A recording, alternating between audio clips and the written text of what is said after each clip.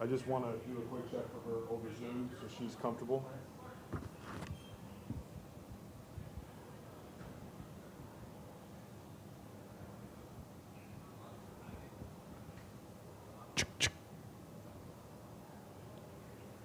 Mic check for Denise. ASAP, mic check for Denise. Denise, text me if you are good, you hear this, and you are happy. Mic check for Denise.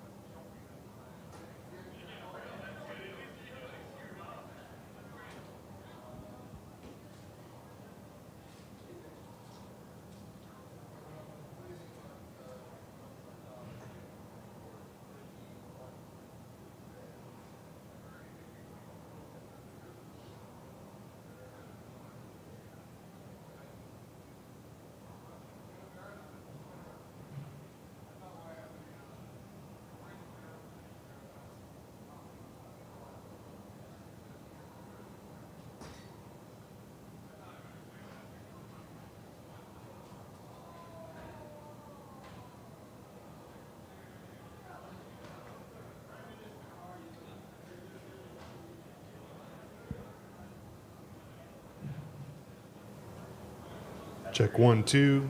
Check, check. Mic check 1, 2, 1, 2. 1, 2, 1, 2. Mic check 1, 2.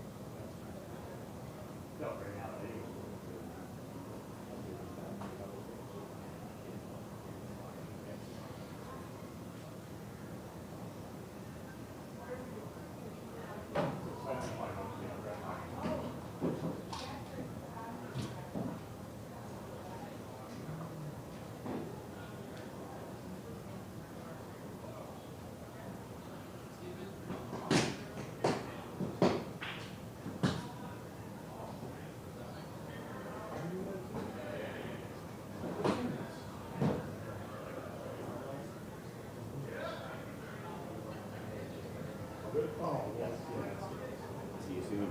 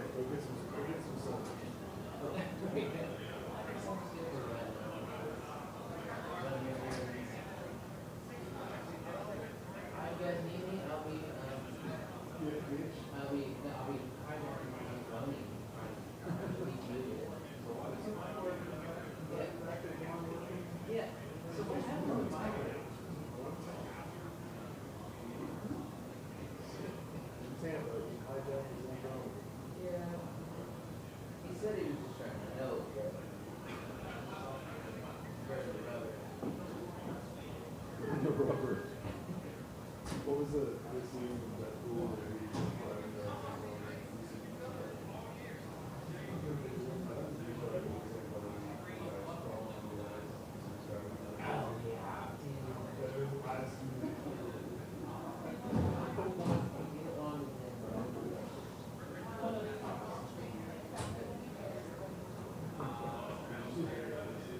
that's what he said.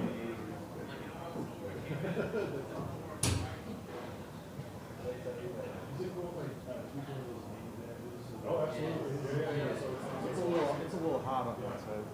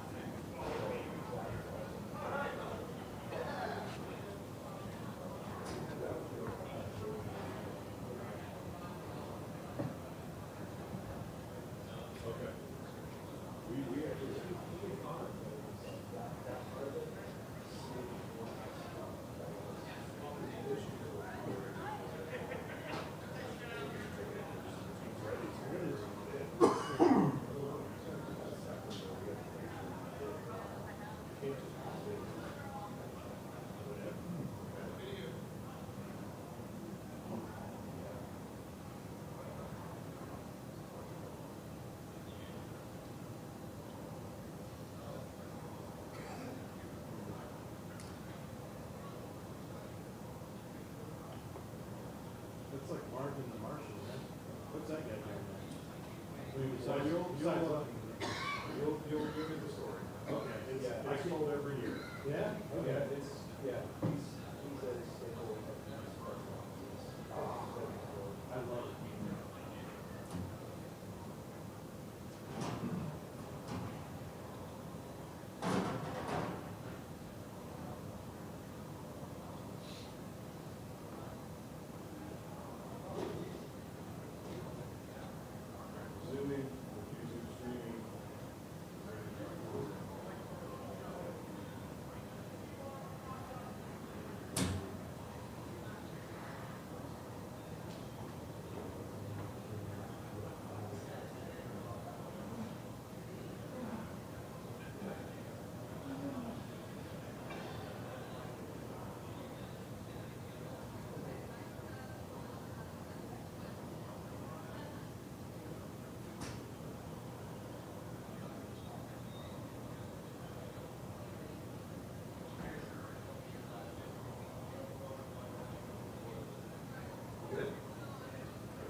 Ready?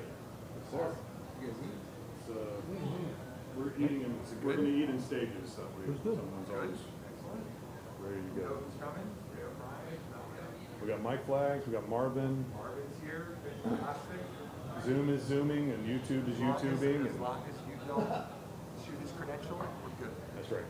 Don't shoot his credential. No credential shooting. Even Marvin. There is a sniper, so if you shoot the credential, we're taking you out. Taking you out. You'll never know what hit you.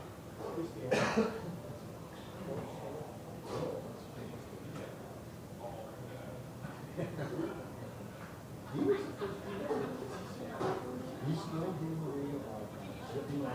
the series. He's still doing the he's always running It reminds me of Glenn.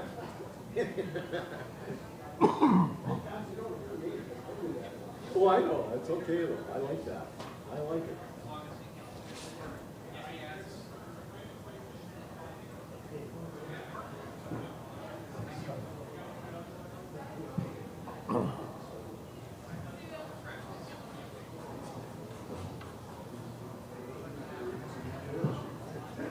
So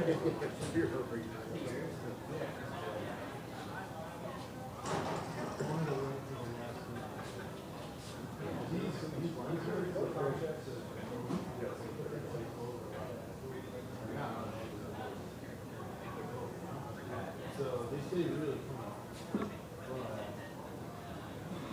This is like insurance. I like it. I don't even have to wipe off the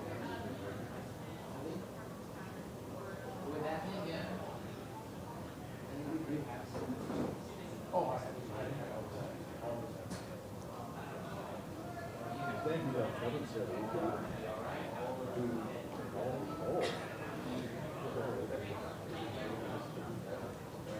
no, but I just listened to Rudy, or is it Rudy already? Like the song, like the name of the song? I literally just listened to it today.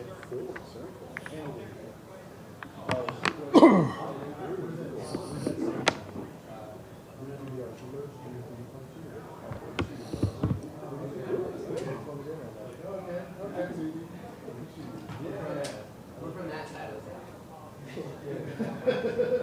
Just a little bit.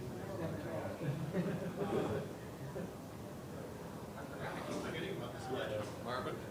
I have 25th here. Born in 1924. You get your speech right? It's your, is he in your key? Yeah. Why for you? I have his poster. Do you? What's the history behind it? My daughter. So you supposed Yeah. you just be careful with what they say. 2 years ago, I put it up. Marvin, born in 99, Wally. He was born in 99, Anaheim. Posters on Tuesday night. All these tickets. And I'm like, what are we gonna do with these tickets? They gave me, Jennifer, our daughter was 2 at the time, so I got some. Where are we gonna be? I got Marvin. Oh, and he's got all the credits too. Oh, yeah. Marvin, this is actually.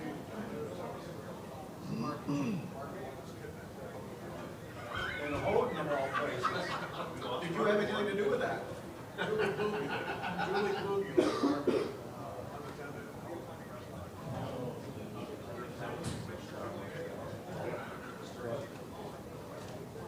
Really?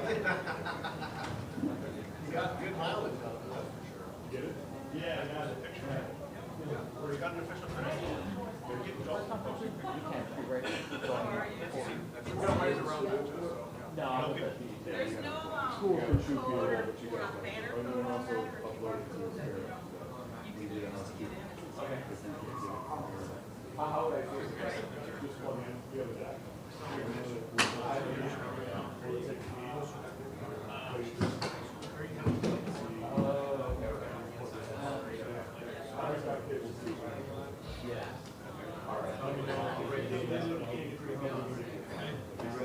Okay, I will contact the state to make sure that they get it first. Microphone?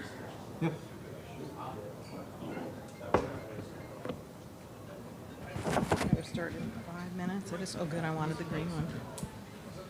Trying to make you happy. Yeah, I know. That's what I'm all about. What I need to do, just hold it, pass it around. Yep. Okay. We have a second person? Yeah, he's right here. Where do you want me, Fish?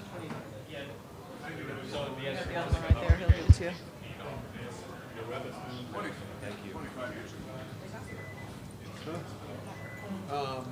Did he go through the description with you? No, you just hand me the microphone. Well, I just caution you, like, I would hold the mic like this. Yeah. No, like this. Holding it around. Be careful with your nose.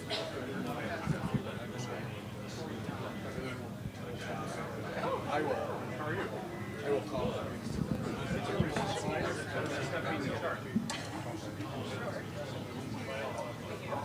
Yeah, and to help with anything that might need to be.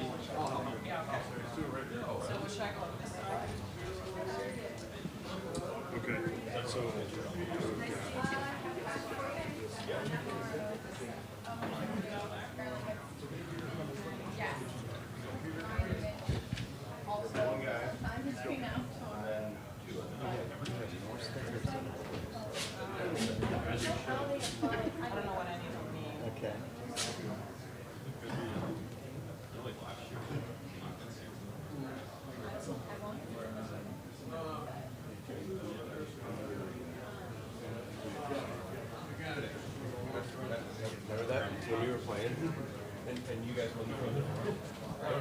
That's awesome.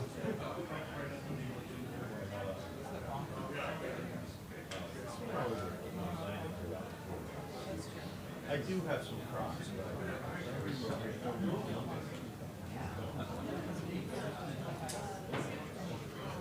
Yeah, that's what I wrote the best.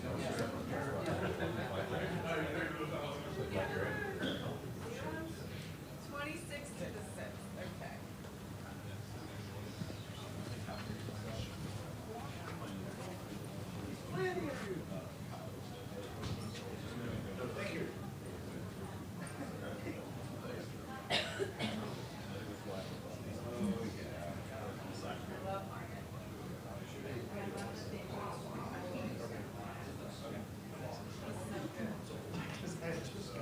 Yeah, it's cool. I was having a lot of fun with this.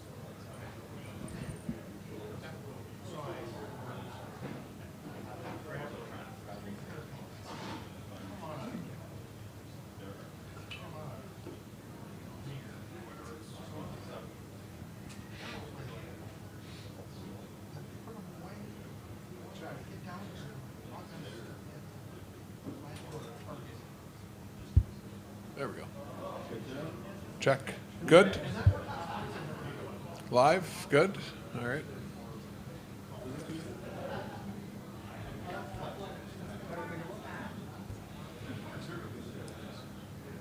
Josh Fina, Marvin is back. Yes, 20. It's his 25th birthday. He was born in '99. Marvin came through COVID. He's got his vaccination card. I actually have it back here if you'd like to see it. It's true. I'm not making that up, Frank. It sounds ludicrous, but. Oh, dude, he's killing fish.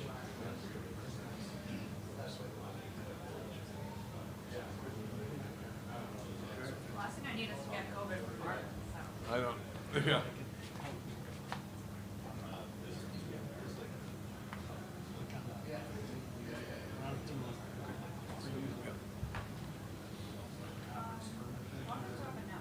They will be once they get here.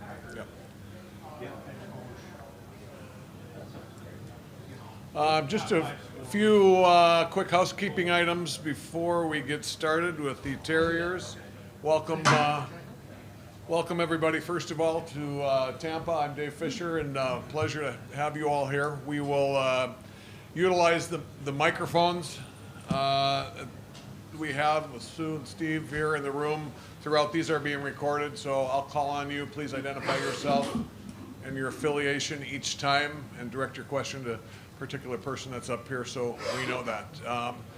Reminder, if we could silence anything that will make noise here, that would be helpful. And there is a fine. If your phone does go off and we can hear it, we do fine you. The money goes all to charity, and we determine how much the fine will be on the fly. Sometimes we'll have a vote among you. So just watch out on that one. There'll be a press box seating chart. It's fairly tight here. Not everybody that has a credential, there will be a seat for in the press box. If you're not on there, you can watch from the media work area over here. If you're not aware, there's 2 levels to it if you haven't figured that out. And here come the Terriers. How you doing? Hi, guys. It's going. Welcome. Thank you.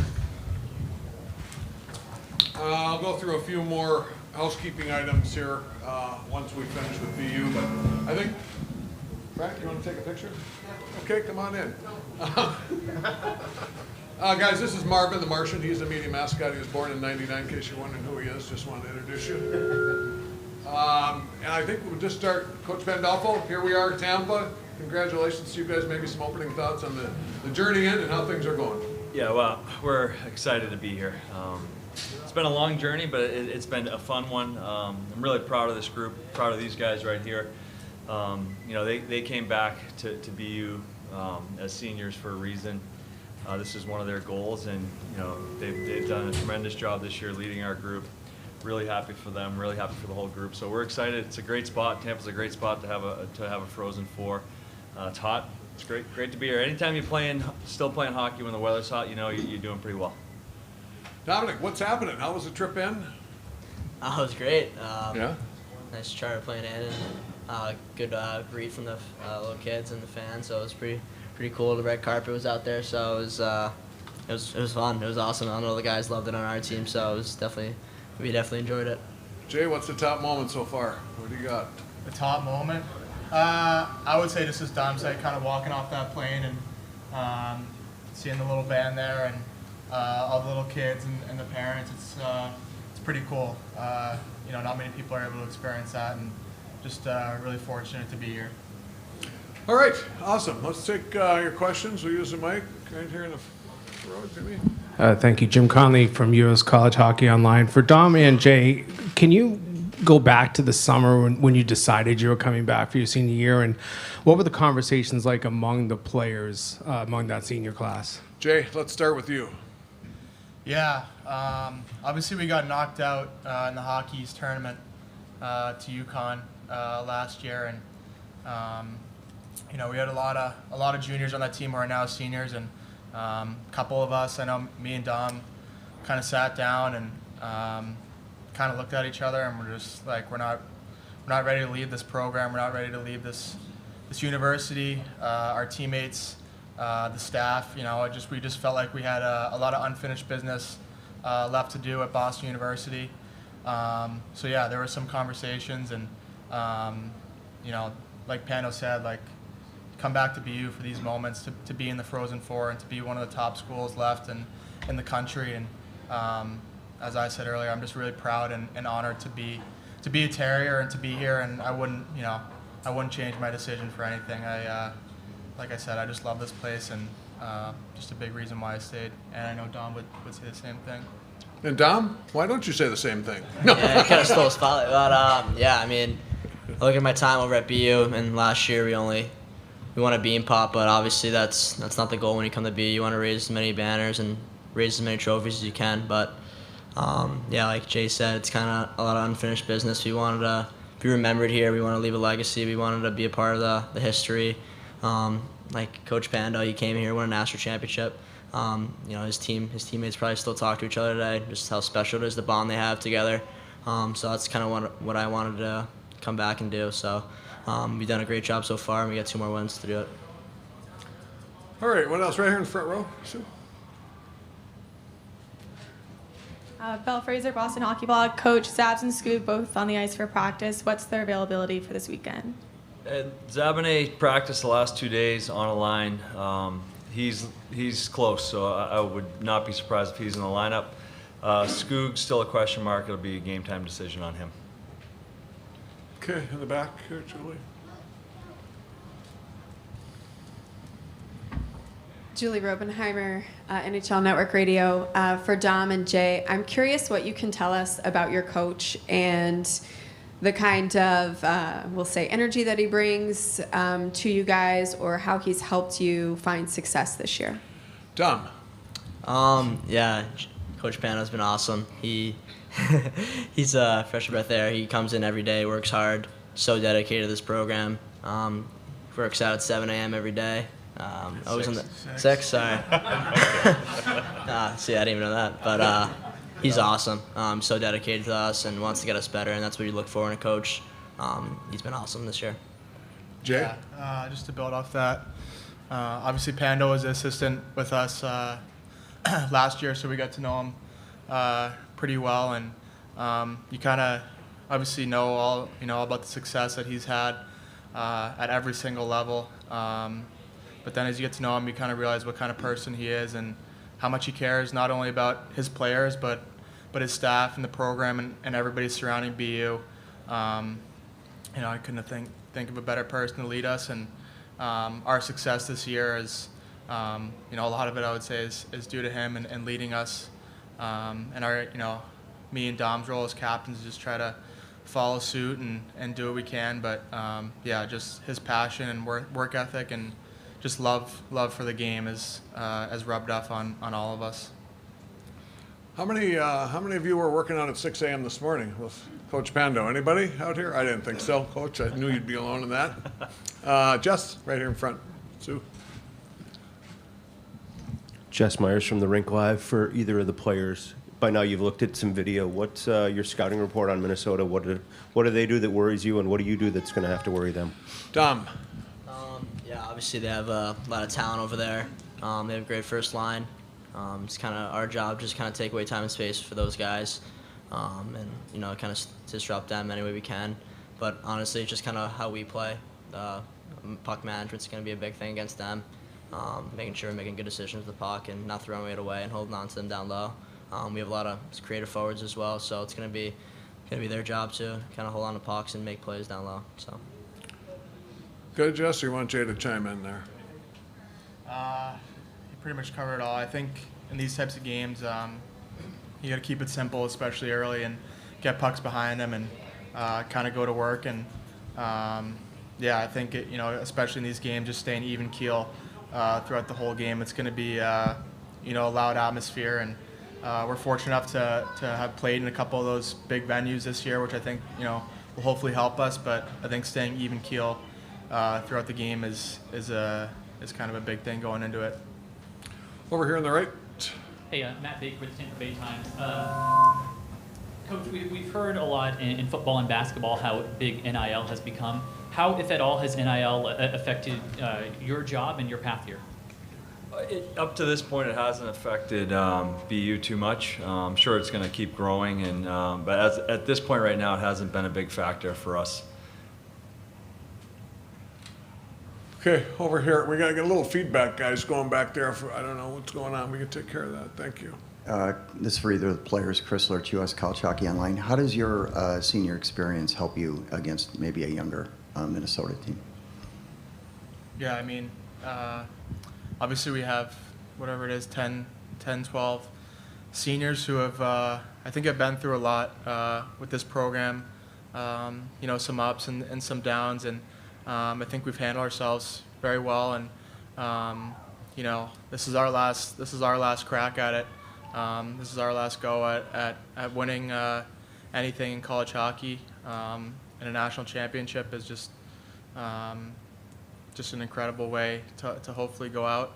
But yeah, obviously we got a lot of guys who don't wear letters who are just as big of leaders as myself and Dom. So I think we all bring our own aspect, our own way of leading this team, and our senior class has stepped up greatly this year, and will continue to do so. Bernie. Bernie Corbett, Hockey on Campus, Sirius XM, NHL Radio, and still a correspondent for Men's Health Magazine. Question for Jay. Jay, you had success in not one but two national semifinals against the Gophers, one in their backyard in St. Paul in '94, the other one on the way to the national championship in '95 in Providence. What do you recall about those two? One thing I recall is you were injured down the stretch in '95 and came back from an injury to play. Yeah, the '95 one, I had a bunch of injuries that year, and I had a hand injury in the bean pot and was able to come back for the final 3 NCAA games. So it was, at this level, there's only so many games, so many opportunities, so guys are going to do whatever they can to play, and that's what Nick Zavaney and Wilmer Skoog are doing right now. So give them a lot of credit. You don't get these opportunities very often, so it's great to see that they're doing everything they can. It means a lot. I think these guys are understanding it. Like, you get to this point, it's hard to get here, but it's even harder to win.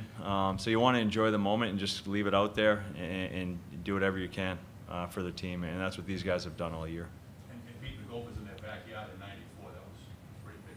St. Paul. Yeah, I mean, I know the rivalry in the '70s was, talked about a lot. I know we played them in '94, '95. I don't remember it being as big a rivalry then, just because we didn't see them other than, that one game. And I think back then they played on a little bit more of a regular basis. So, yeah, it's always fun to beat a big program like Minnesota. So hopefully we can have the same result tomorrow. Great to have Men's Health here. Jimmy? Jim Conley from USCHO. Jay, as much as they talked about coming back, as a first-year head coach, how much were you able to rely on your seniors, and maybe especially at that time around the Bean Pot when things weren't going swimmingly? Yeah, I've relied on these guys a lot. They've made my job easy. I talked to them a lot. The Bean Pot stretch, I think we went into that, thinking we were going to defend it, and I don't know if we thought it was going to be easy, but when we lost, we got down as a group, I felt, and then, we were on a roll going into it. As a coach, I might have started letting some things slip because we were doing so well, and then some stuff started bubbling up, and these guys, they came to me, we talked I have an open door policy for these guys. They come in and talk about anything that's on their mind, and they come in and address some things with me, and we sat down and talked about it. We met as a group. So for these guys to be that mature and be able to come in and talk to me and address some things, I think it helped us, and I think it's a big reason why we're here right now. These guys are mature enough to figure that out, so I give them a lot of credit, and I have all year long. It's made my job really easy as a first-year head coach to have this type of support from our leadership group. You're not always going to have that, so it's been great. Over here to your right, guys. Nolan, right here. Nolan Bianchi, Detroit News. Question for Jay and Dom. I'm just curious, how would you describe the Hudson brothers, who they are on and off the ice, and just the immediate impact they've been able to kind of bring to this program? Jay? Yeah, no, obviously their play speaks for itself. I actually got to know Quinn a little bit when I was in Penticton. He was I guess touring, and he was looking for a spot to land in junior. So I took him out to dinner and went to a game with him. I was actually hurt, so took him out to dinner and watched the Penticton game with him. So I got to know him a little bit.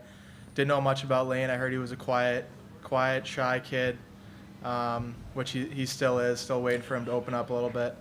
But yeah, no, they're great kids, great hockey players. Yeah, we're very, very lucky to have them. Tom?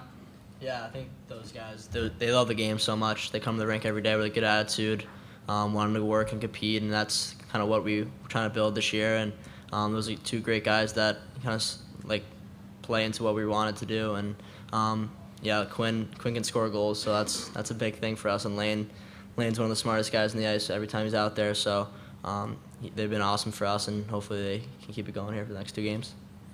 In the back, Adam. Adam Woden, College Hockey News for Jay O'Brien. You were on that Providence team in 19 that made the Frozen Four. You didn't get to play.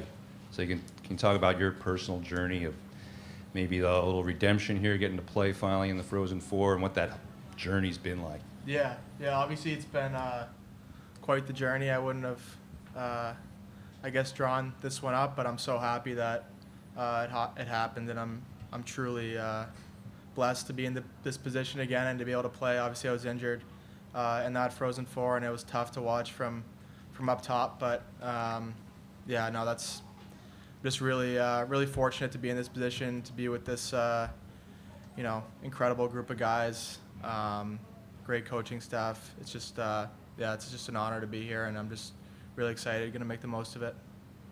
Sue, right back behind you. Joey Johnston from the Tampa Bay Sports Commission. Question for Coach. This area has a really rabid following for the NHL team, the Tampa Bay Lightning. Some of the locals may not be as familiar with college hockey. Could you, and I know there's a huge following for the people that love college hockey, could you just describe that following and what it is about college hockey that keeps people coming and the popularity of the sport, not only for your program but overall?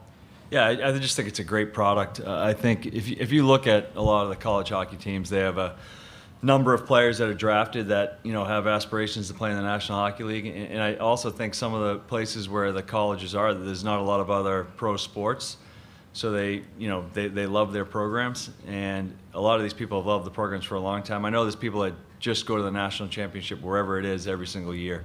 So I think that's a big part of it. I think Tampa does a tremendous job. I came down in 2016. I was doing player development for Boston at the time.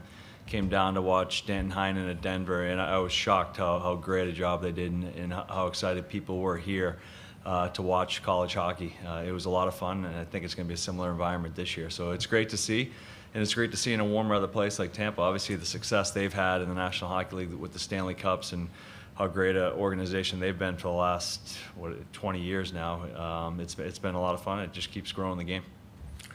One quick introduction, media, I want to make Phil come up just so we put a name on the face. Phil Pierce, for those of you who don't know, Phil is the media coordinator for this championship. So any problems you have, he's the one to see. After you talk to Fish. Randy, right here in front. Yeah, Randy Johnson, Minneapolis Star-Tribune. Let's read through the players. You're on a 9-game winning streak. What's been the key to that, and what type of confidence does that bring to you? Dom? Yeah, I think throughout those 9 games, we've kind of seen guys buy into their roles, and after the bean pot stretch, we're losing games, and we kind of came together as a team and said we had to buy into each other's roles. And obviously we have a guy like Dylan Peterson who's a really skilled player, could be on a power play anywhere else, but he's really bought into his role, and him and Nick Zavine have kind of formed a little connection there. So those are the guys, that's how you win championships. You rely on like your depth and your role players. A guy like Sam Stevens, Jamie Armstrong, Devin Kaplan, that line's been unbelievable for us down the stretch, and it's really coming together now. So hopefully, we can 2 more games here. Jay. Yeah, honestly, that's exactly what I was going to say. I think we're very fortunate to have a lot of depth on this team, and it's kind of been a different guy every weekend, or a different couple guys every weekend, which has been great to see. And like Dom said, guys know their role. They've bought into their roles, and I think just everything's kind of clicking for us right now, on the ice, off the ice. The guys just love being around each other. Even at dinner last night, just laughing the whole time. And we just, the first thing that comes to mind for me is just how special this group is off the ice, which just leads to success on the ice. That's kind of been the biggest thing for me. Okay. Back in the back here.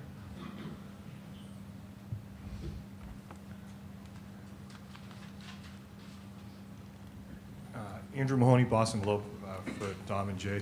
At the selection show announcement, you guys were pretty subdued. Does that just sort of speak to, that there was unfinished business, that it wasn't just the goal to get into the tournament, that you guys still had more to prove? Jay? Yeah, obviously, like you said, it's great to make the tournament, but I kind of think to my sophomore year, me and Dom's sophomore year here, we made the tournament, lost in the first game. So, we were obviously very happy to make the tournament, but like you said, it's just one step closer in the right direction to where we want to be, and just took it game by game there in the regional, and that's what we're going to do here. Dom? Yeah, I think for our group, we're never really satisfied, so we always want more. We always want to get better. I think it starts in practice. We always compete with each other and kind of push each other to become better, and I think that kind of leads to the game. And like in the regionals there, like we wanted more. Like we had a good game versus Western, but then we knew we had a tough test versus Cornell, so we knew it was going to be tough. We knew it was going to be a battle, and especially into these games, we're never satisfied. We want more. This is why you come to be able to win national championship. So that's what we're going to do here. Back to Adam, then we'll go to Nolan here in the front. Adam Woden, College Hockey News. Coach, if you compare last week's Cornell win to the game you guys played in January even, it just seemed like, and even to some of the hockey's tournament games, the way that your defense played sort of just flawlessly, getting pucks in and out. Did something click recently with that? Any difference in the way you were coaching them to play? And more importantly, I guess, how do you sustain that this weekend? Yeah, I think, for the most part over the course of the year, I think we've been a pretty good defensive team. I thought during that stretch where we weren't playing well, we got away from that. We weren't playing desperate hockey enough, and I think that's a big part of having good defense, is playing desperate. I thought seeing Cornell back in January when we played them the first time really helped us, because it was a tremendous hockey game, but they took it to us quite a bit during that game, and we knew that we were going to have to play better defensively to match that. So, like, to our guys' credit, like we go over some stuff that we need to get better at, and these guys all year long have taken what we've talked about, and they've gone out there and done it. And that's what their mindset has been the last.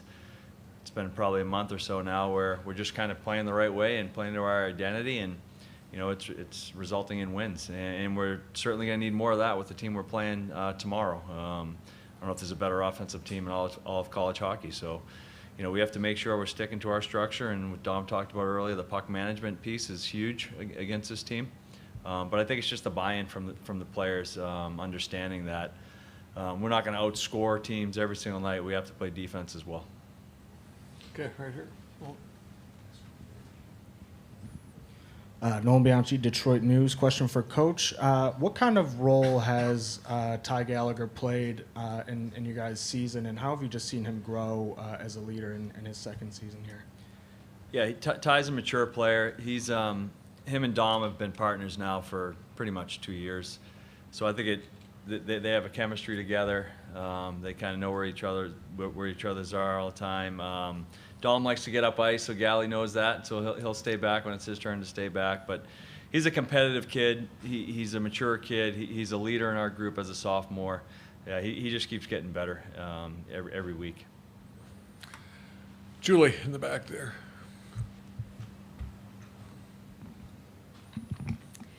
Julie Robenheimer, NHL Network Radio. Coach, this question's for you, but I would also love the players' perspective on this. What is it about Lane Hudson that makes him so special and allows him to do the things that he does? I don't know if I can pinpoint one thing. I think his hockey sense is it's off the charts. I think he's thinks 2 or 3 steps ahead of the guys he's playing against. I think his competitiveness is also something that's off the charts. Like he's one of the most competitive guys I've been around. Wants to get better every single day. I think all these little things that he does just separates him. He wants to win too. I think that's one of the most important things. Is he's obviously accomplished a ton this year as a freshman, one of the best freshman seasons ever for a defenseman. But he's more into winning than he is about the individual accomplishments. I think that's what's special about him as well. The kid's a winner. So. Oh, guys, anybody want to chime in on Sneaky? Yeah. Yeah. He's awesome. He's my roommate, so we like to mess around and have some fun. And he's a great guy. I think he's a great player, but he's even a better kid. Comes to the rink every day. Wants to work, wants to get better, pushes his teammates. Like that's all you can ask for in a teammate. So he's been awesome. Any good stories, Jay? Any good stories at all you can share? I don't know. He likes to go on the ice a little late at night sometimes. By himself, maybe with someone else. I don't know. I think he's got the 24 access card to the rink. Can't get my hands on one of those, but yeah, that's all I got. Not bad, I'd say. What do you guys think? All right. Julie, you just asked a question. I know, but I got another one. Oh, okay, Julie. Julie Robenheimer, NHL Network Radio. Again, interested in all perspectives here. This 2-week or week and a half between the games, it seems in some respects like an eternity, and in other respects it seems like you blinked and it was gone. How have you guys used, these past 10 days to prepare yourself for this opportunity? Coach Pandolfo, was it like that when you were in 4 straight Frozen Fours? I don't remember. Did you have that much time? Bernie would know better than I don't remember. Yeah, I'm trying to harken. Yeah, back in the day. Yeah, I don't remember. But so, how do you like the break? I liked it for our team right now because of some injuries we've had. So it gave us a chance to get healthy. It gave us a chance to get some rest. We've had guys, because of the injuries, play heavy minutes for us, not only in the Hockey East Championship, but in the regionals. So I think for us, it's been good to get our guys a little bit of rest going into Tampa. I think we're on a roll, too, so sometimes, you want to kind of keep going. But I do think it benefits us with the rest we've had and gives us time to prepare, too, for a really good team we're playing. Anything on that, Tom? Yeah, I think Coach pretty much hit it out in the head there, but just a lot of rest for us, and some guys are obviously a little banged up, but obviously every team is, so it's probably going to benefit them as well. So, we just got to clear our minds a little bit and kind of get back to work here. What about fine-tuning the aspects of your game? Okay. Yeah, no, I mean, we've definitely been able to do that as well. I think we've done a good job of watching some video as we do every week, and versus every opponent that we're going to play, obviously. Kind of look into some of their tendencies throughout their game and work on a couple things and combine that with rest. I think it's a good recipe for us. All right, well, so you got the whole day ahead. I imagine a little beach time's in order here before the game tomorrow, Coach, or what's on the agenda for today? I hope they're not on the beach. Maybe just a nap and then dinner. Nap and dinner. Go from there. All right, one more over here, Josephina. Here in the front.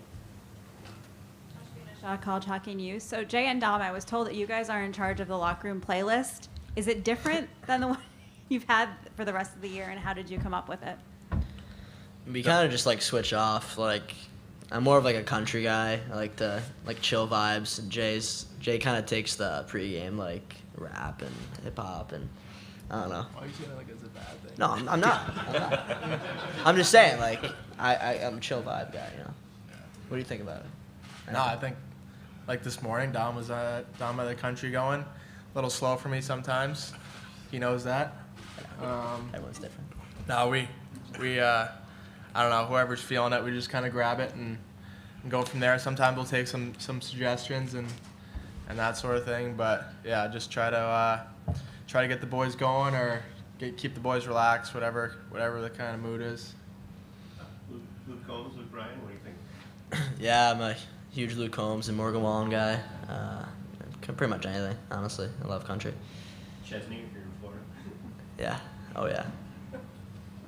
All right. Playlist. I like it. Coach, what's on your playlist? I went to Bruce Springsteen concert a couple weeks ago, so I'm a big Boss fan. Big Boss fan. Yeah. That's a good show. Yeah. Excellent. Anybody else going to Bruce?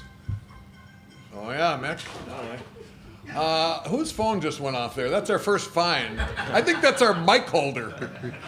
Was it Molesky? Huh? I was not thinking I have 2 devices, neither one of them. We fine people if their phone goes off. I like it goes that. to charity. I like that.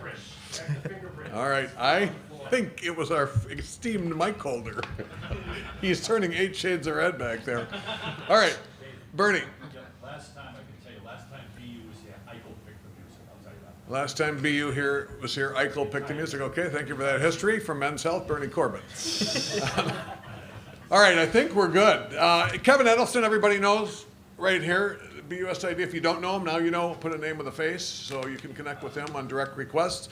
Thank you guys very much. Best of luck tomorrow. 5:02 face-off, National Semifinal number 1. We will have, next up, 1:30. Minnesota will be here, 1:30. Good job, boys. Thank you. Good luck. Thank you. Good stuff. Take the battle on the playlist. Oh,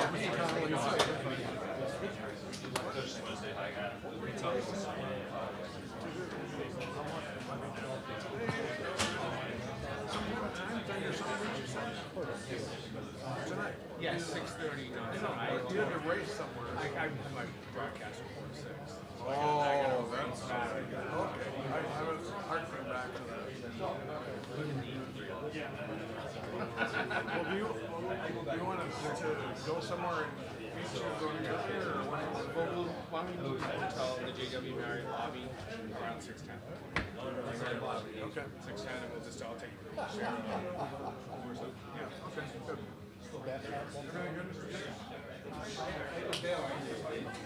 When boss moved to Jack, I said, "Let's jump out." Everything good? Yeah, that's good. Yeah, really good. Good. Good questions, entertaining, nice meter. Yeah, that was good. That was good. The feedback issue I didn't care for, but I got it fixed. I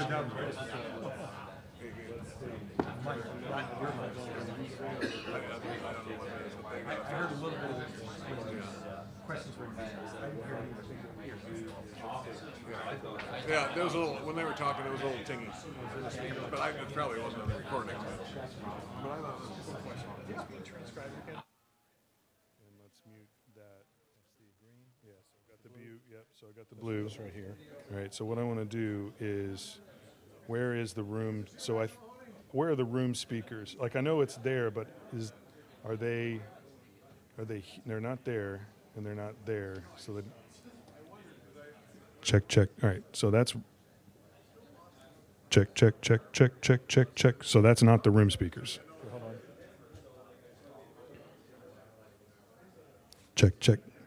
Check 1 2. Nope.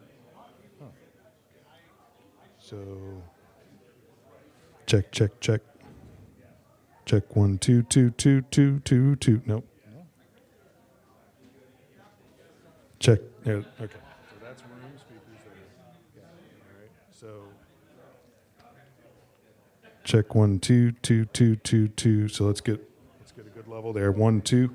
All right. So Luke, hop on the dais for me, please. Go to the middle, in the middle of the room. Middle mic? Yep.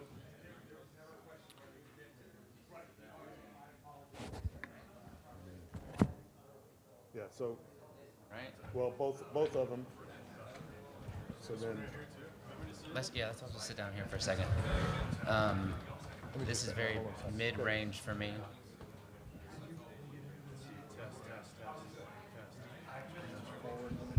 Okay. Yeah.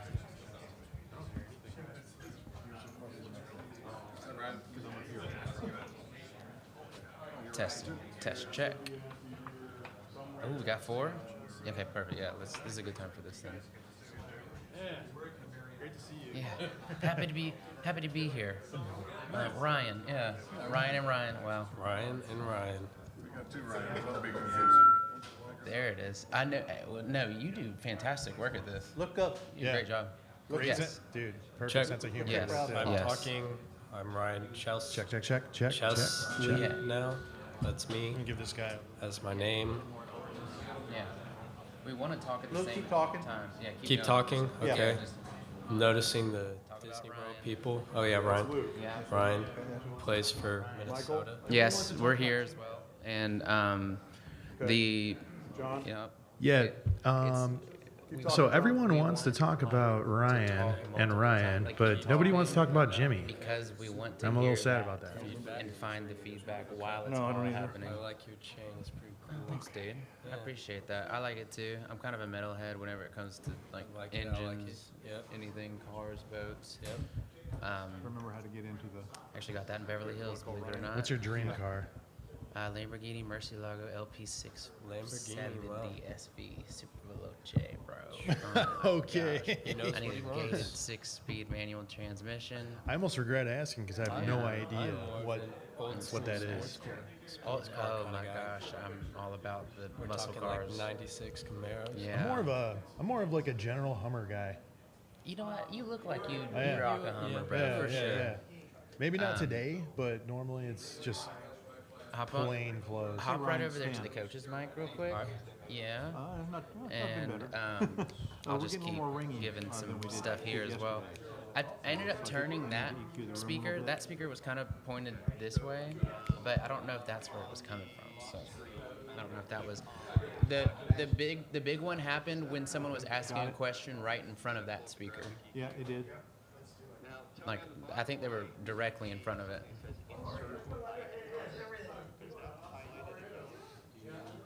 Keep on keeping on. We are diagnosing any issues. Diagnostic I- check. Yeah, I see And that. it is kind of frustrating sometimes whenever somebody is even they'll be leaning up here, but they'll just talk like this, just very soft, and you want it, and on the board you're trying to pull them up because you want it for the recording, And then all of a sudden they realize it, then then they they get closer, or Yeah, they have a little bit more emphasis, and it's like, whoa. Well, I'm not gonna lie. Of all of these, I've probably done 15-ish pressers at different venues, different locations, different Go over that sports. one again. This moderator's great, man. I'm not like he's I'm not fantastic. bootlicking over here. He's No, really good. he's fantastic. I've only seen a few, and this guy has like such a good sense of humor. Yeah, for he's this. like David Letterman of these things, man. One to the other.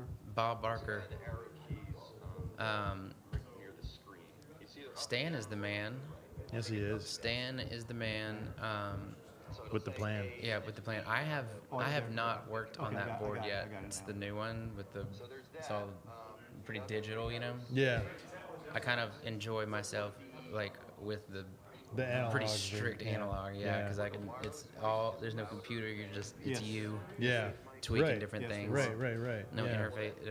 Minimal interface. Yeah, compared back to in that college, I was actually I was working as an equipment manager at the Okay. radio and TV station. Radio and TV equipment. Got it. Yeah. Okay. So I got a little bit of experience on a soundboard, and it was Okay. the classic analog style. And Yeah. It was so fun. It was so fun. Put riding levels. Oh yeah. I don't know. My I don't know how many people are in there. I'm sorry, I'm drawing a blank, but I think it was a Sony or a Casio. Yeah, we are. At the church that I used to work at. I say work. It was all volunteer, but it was still work. It was God's it work. was knowledge. It was building knowledge for sure. I think it might have been a Sony. Okay. I think it was a Sony. Yeah. I think it was Well, a I moved the Yamaha, mics if I'm forward not because Talk to me. mistaken. the players were sitting kind of back, and so I was really having to push it. So I moved Oh, the yeah, mics as yeah. far forward as I can, and that will help. Yeah, that's no matter what, that's always an issue. People barely speak into those microphones. I don't know, Luke. You look like a Bob. Exactly. I keep telling them to get different microphones, and Yeah, I know. No, that's not an insult. A There's SpongeBob. A there's a SpongeBob. Oh, SpongeBob. Bob Barker. Oh, actually, I can do a pretty good Patrick. Give me a line. Just give me a line. Oh, all right. East. I thought you said West. Weast. Dude. Jellyfishing. Oh, SpongeBob. Jellyfishing. Okay. All right. Stan, how can we I help? appreciate it. Thank you. Bye. Are All we right, guys. are we helping any, or are we hurting at this point? I think we're good now. Yeah. I didn't hear anything. Thanks, Stan. Yeah, mostly it was just getting back to seeing how to set up the EQ, how to maneuver it.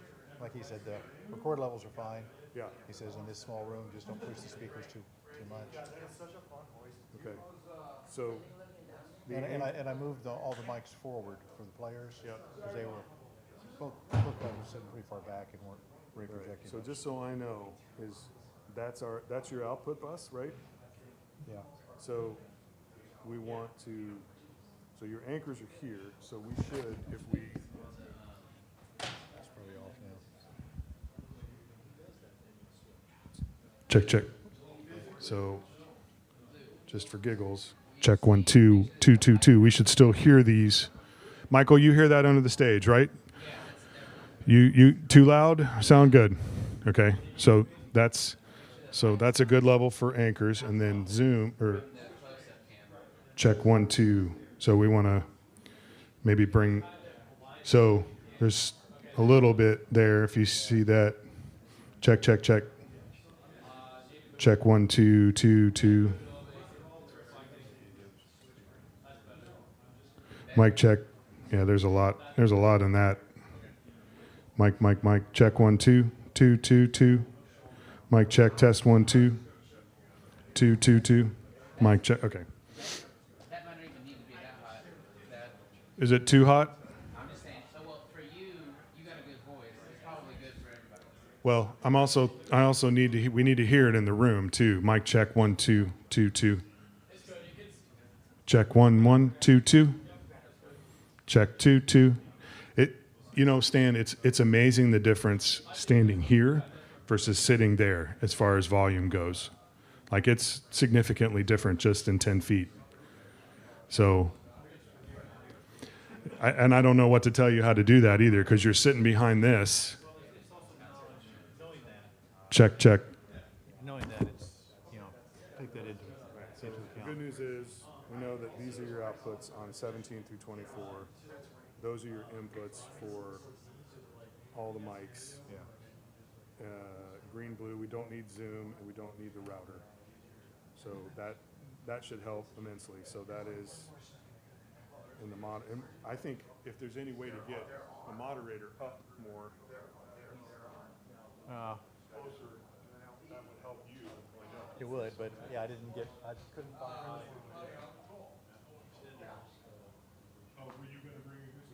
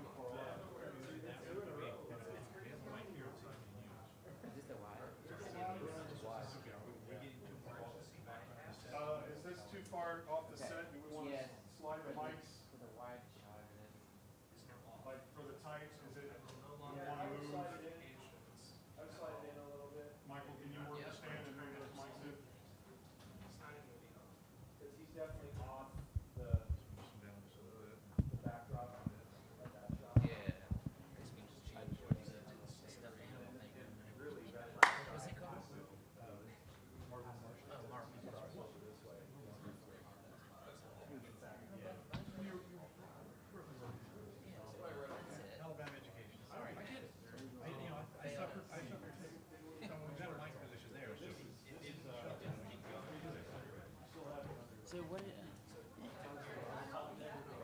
I just is that too tight? Make sure. I don't know if you guys are able to like bring all the chairs over like 6 inches. Yeah, I just want to make sure this one is enough. That one's perfect. Yeah. That one's enough. Yeah. Okay. I think if we use that as Okay. 6 inches each. I did copy this to desktop just because I don't know where you want it. Where did you point this? I'm gonna have to get Luke to. That was perfect. That literally. Where does it go? We just missed him. For the angle of the light off of these, Okay. I've been. I'll give you. Perfect. Yeah. Because it's like you gotta make it where it's not straight. Yeah. Yeah, that was. So like the more you crisp it up, the better. Yeah. Oh, I'll crisp it. Well, if you put a little wad of tape up in there. That next one, Ryan Johnson, I think if you can crisp that up a little bit.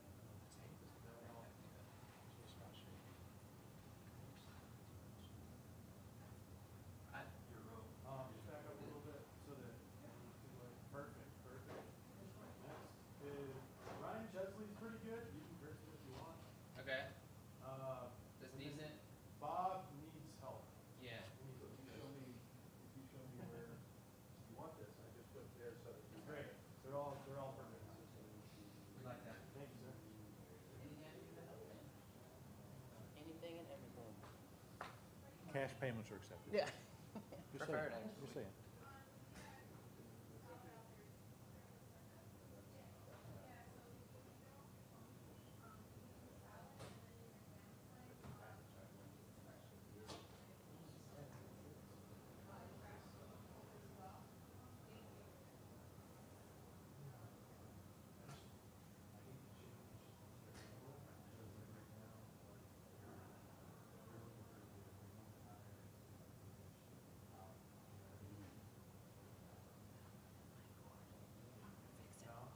I'm gonna fix it. Which one, the center one? Help is on the way, dude. Help is on the way. Help is on the way, dude. Help is on the way, dude. That's decent. What's that? That's fine.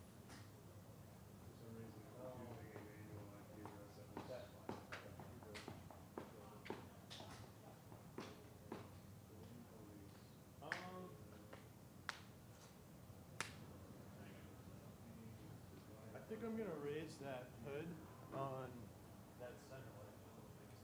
Just looks a little weird. We'll fill all of that out.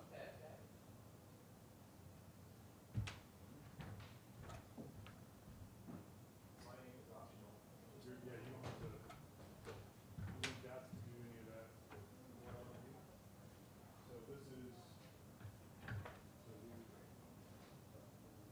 yeah, so who was that, Boston University? I guess what have you been doing basketball? Is it 2023? Although we're not getting Marvin in the Y. Do we want him in the Y? We don't want him in the Y.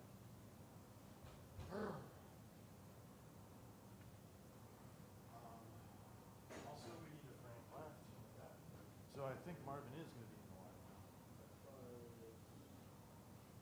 I don't know the rules.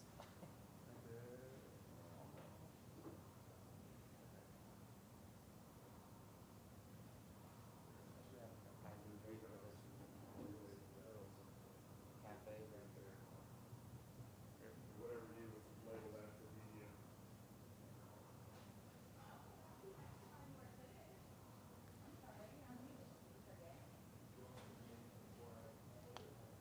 Yeah, I think so.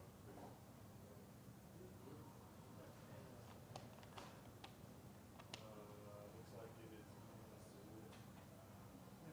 Okay, you're right.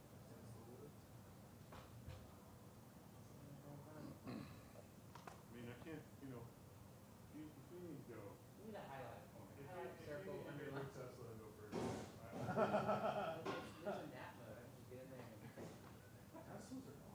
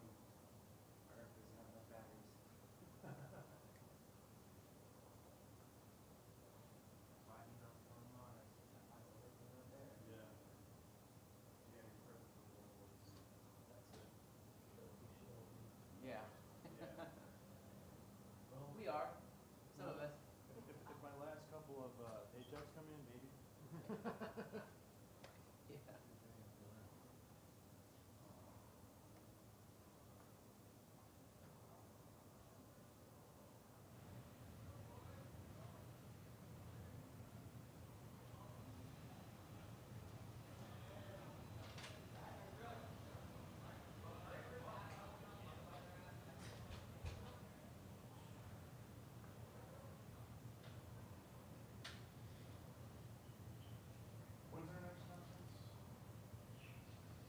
1:30. At 1:30? Copy that, thank you. You guys keep the fad in here? Yeah. Yeah, he's normally here. Can I help you with something? I'm Jim, I'm the building A1. I'm looking for Mike Sands. Oh, okay, let's, I know that he was just in the lunch area. The room, JJ, by the way. I'm Sue Harris. Nice to meet you. I'm a volunteer. Transfer out of the transcription. Yeah, just a second for you. Who? Scott, other guy. The building A1. Looking for. Oh, was he sitting here? I was gonna see about getting him see if he had a gooseneck we could. Oh, that'd be awesome. I standard this, so this should be like all set to go, but what I. No, it's just that. That's it.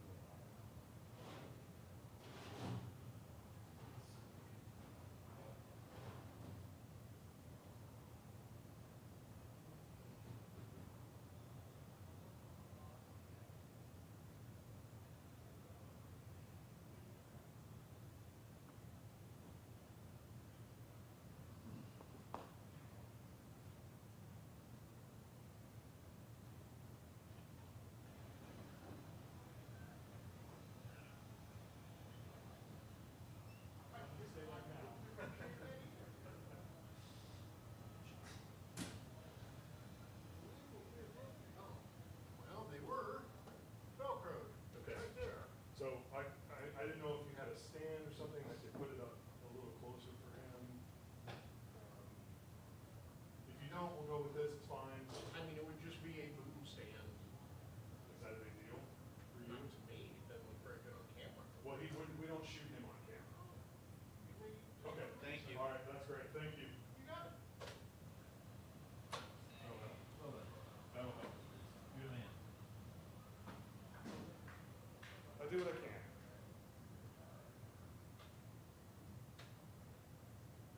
This is one of the only places where we ever use it, so it's not like it's, Yeah. I don't ever travel with a boom stand before this, but. Yeah, my work vehicle, some of my gear in it is in the shop, so I couldn't get to that. Yeah, no worries. I have a longer stud that would fit in there. Couldn't access it.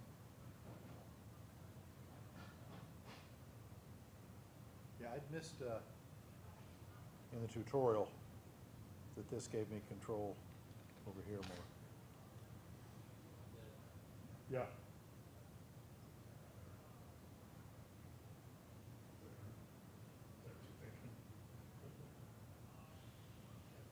Be funny. So you have the. Yeah, I didn't know either. I'm learning this too. So you've got the anchors up but the room speakers down, right? Intentionally? Or did I do that when I was you did testing? that. Okay. So let's put those back up. Right. So then we can pull zoom and pull that down. Don't worry, we don't gotta worry about that. And if you can mix, for me, on that meter, and adjust. Why did those come back down?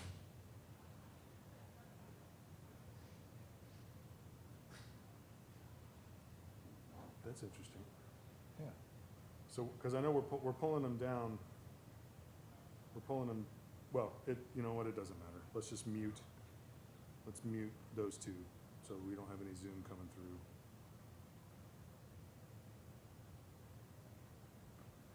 Right? Right.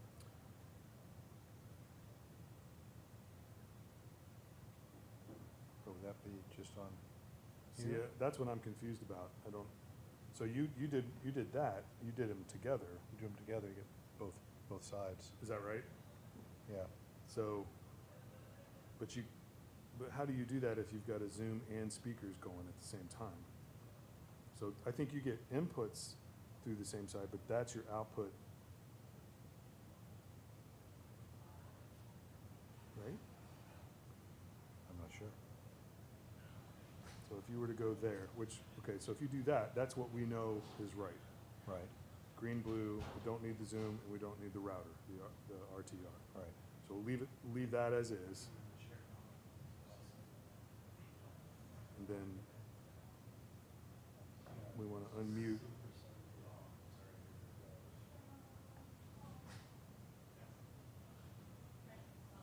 So I'm wondering, okay, here's what I'm wondering now. Let's see if that's right. Check, check, check, check, check. Check, check, check, check, check. So that has nothing to do with speakers, right? So if we were to go to this, check, check, check, check, check, check, check, check, check. Nope, that's still not right. Check, check, check, check, check. Check, check, check, check, check. There, okay. So those are anchors under the table. That's your room speaker. Okay, that's on 9 through 16. Check, correct. Not here. But here. So then go to here, and now Now you've got should have mic control, but then to go to check, check. I'm confused.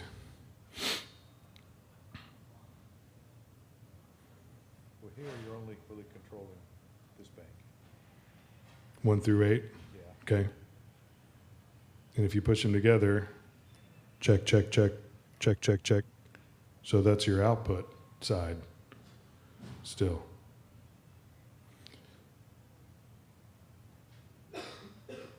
Check, check. Okay. So there's your outputs, 1 through 8. Now punch your 2. There is your check input side. Make sense? Yeah. So there's your inputs, boom, pow, ping. There's your outputs. Check, check, check, check. Under the table, check, check, check. Speakers in the room, speakers in the room. Go back to that. Bus 1 through 8, not 1. Yeah, punch them. That gives you inputs. That gives you outputs and control. Check 1, 2, 1, 2. I think you figured it out. I think so. We'll go with it. It wasn't terrible, it just wasn't good. Yeah, well, I mean, I didn't know the board had it been 1604. I could have. Yeah. I could have helped, but. I still feel like I'm hearing some ring. I don't know where it's coming from.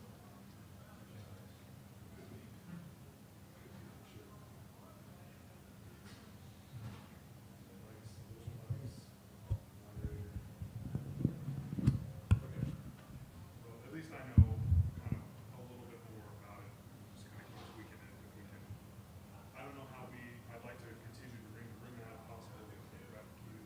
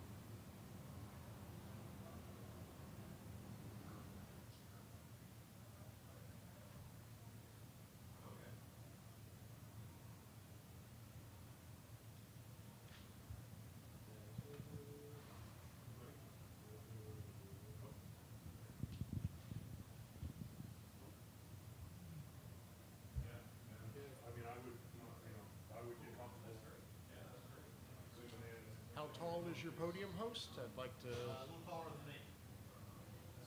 Okay. Won't be on skates, right? So we're looking at a mic height right about there, perhaps? If I'm about that tall? Okay. Does that give you a tone you're a little happier with? A little proximity effect? I think it's gotta help. Yeah. He's just a little bit taller. Okay. So, yeah, that should be good there. If not, we'll adjust it when he comes in, because he usually gets in here a little early. I'm Stan, by the way. Oh, I'm Jim. Nice to meet you, Jim.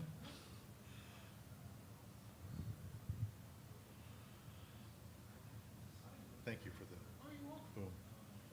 So this is yours. Yes. This is my boom, but it's your clip. So, okay. Great. Make sure you get back. Don't need any signage off the front. In fact, the only one I've got would be an Amalie radio. I've got an NCAA radio. And now we'll have to see this.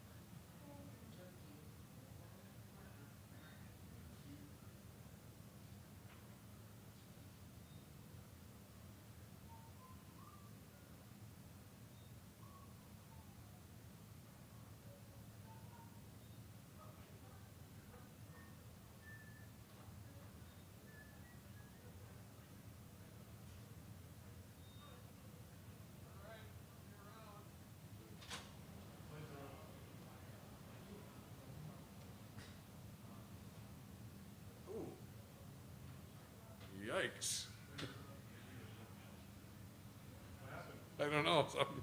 No, we're just trying to get it closer to you, just so you weren't having to shout. Okay, very good. Is that high okay for you? Sure. I mean, is that good down there? I just don't like, I'd like to be, I don't like it way up here. Oh, you're trying to, yeah. Yeah, just a little more proximity to you. Okay, thank you. Takes a team, right? Yes, it does, Stan. Are you Stan? I am. Okay, I remembered that. Stan. I'm impressed, I forget that. Yeah. Stan the man. See, that's already Considerably considerably better. better, yeah. Well, that's what we do here. We adapt, right? I like it. Yeah, what the heck? Get better and better each day. Better and better, and we look forward to that next fine. Well, the last press conference we'll have it down. That's right. Sunday morning, this will be great. Peter.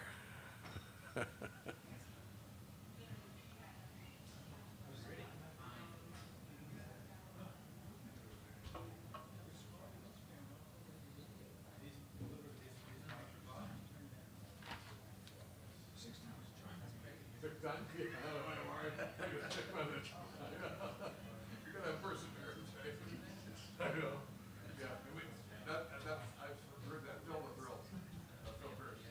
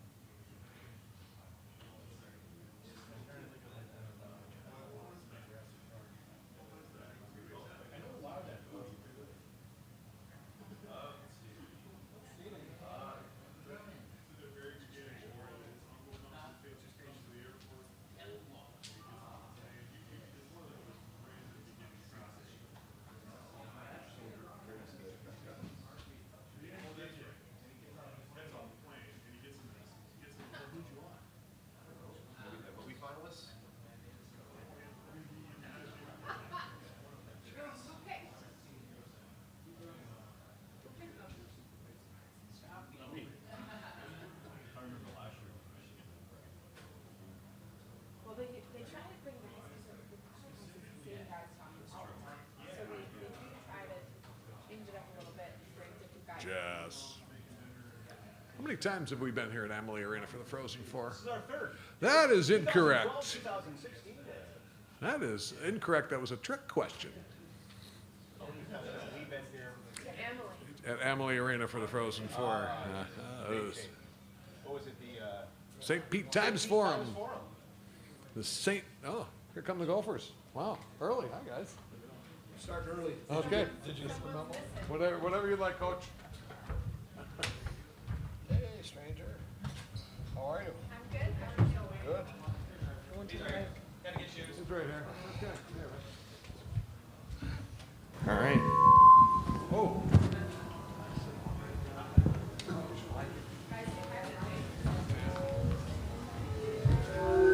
What is? Coach Moscow's got a bewildered look, Julie, on his face about Marvin. Well, I would too. If I was sitting next to him. Let's, Gophers, welcome. Are we good here on the audio? Okay. Are we good on the recording, guys? Okay, we are just a little bit ahead of time. I want to make sure we let everybody get in here. Okay, we will, again, reminder, we'll utilize the microphones for your questions. Please identify yourself and your affiliation each time, as we are recording this, and direct your question to whoever it might be for.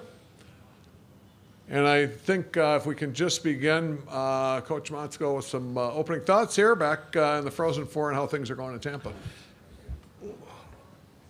Well, I know how they're going back in Minnesota, so all the airports are shut down again. The miserable winter, so Tampa Bay is an unbelievable place for all of us to be, and we are excited to be here. It's great regional to pop our way through, out of Fargo and to get back here. It's such a special moment, and we got a veteran group of guys and 11 freshmen. So we've got a group that went through it a year ago, and then we got some young guys for their first experience. But our older guys are paving the way for us, and we're in a good spot. Guys, what's been happening in Tampa since you've been here? Any early on stories? We're going to go. We got two Ryans here, so I always just usually use the first name. So what should we go with? RJ? Is that good? RJ. Yeah, RJ. All right, RJ. Let's start with you. What do you got? Yeah, so it's been fun so far. Just thankful to be here. It's a great opportunity, obviously, and we're thankful for the success we've had. We just want to keep it rolling and obviously be focused. There's a lot of exciting things around us, but a lot of hype, and we're just going to try to keep our eyes on what's important and just stay within our team, stay within the group, and not be worried about the distractions. Chess, what are your thoughts? How was the trip in? What's been going on in Tampa?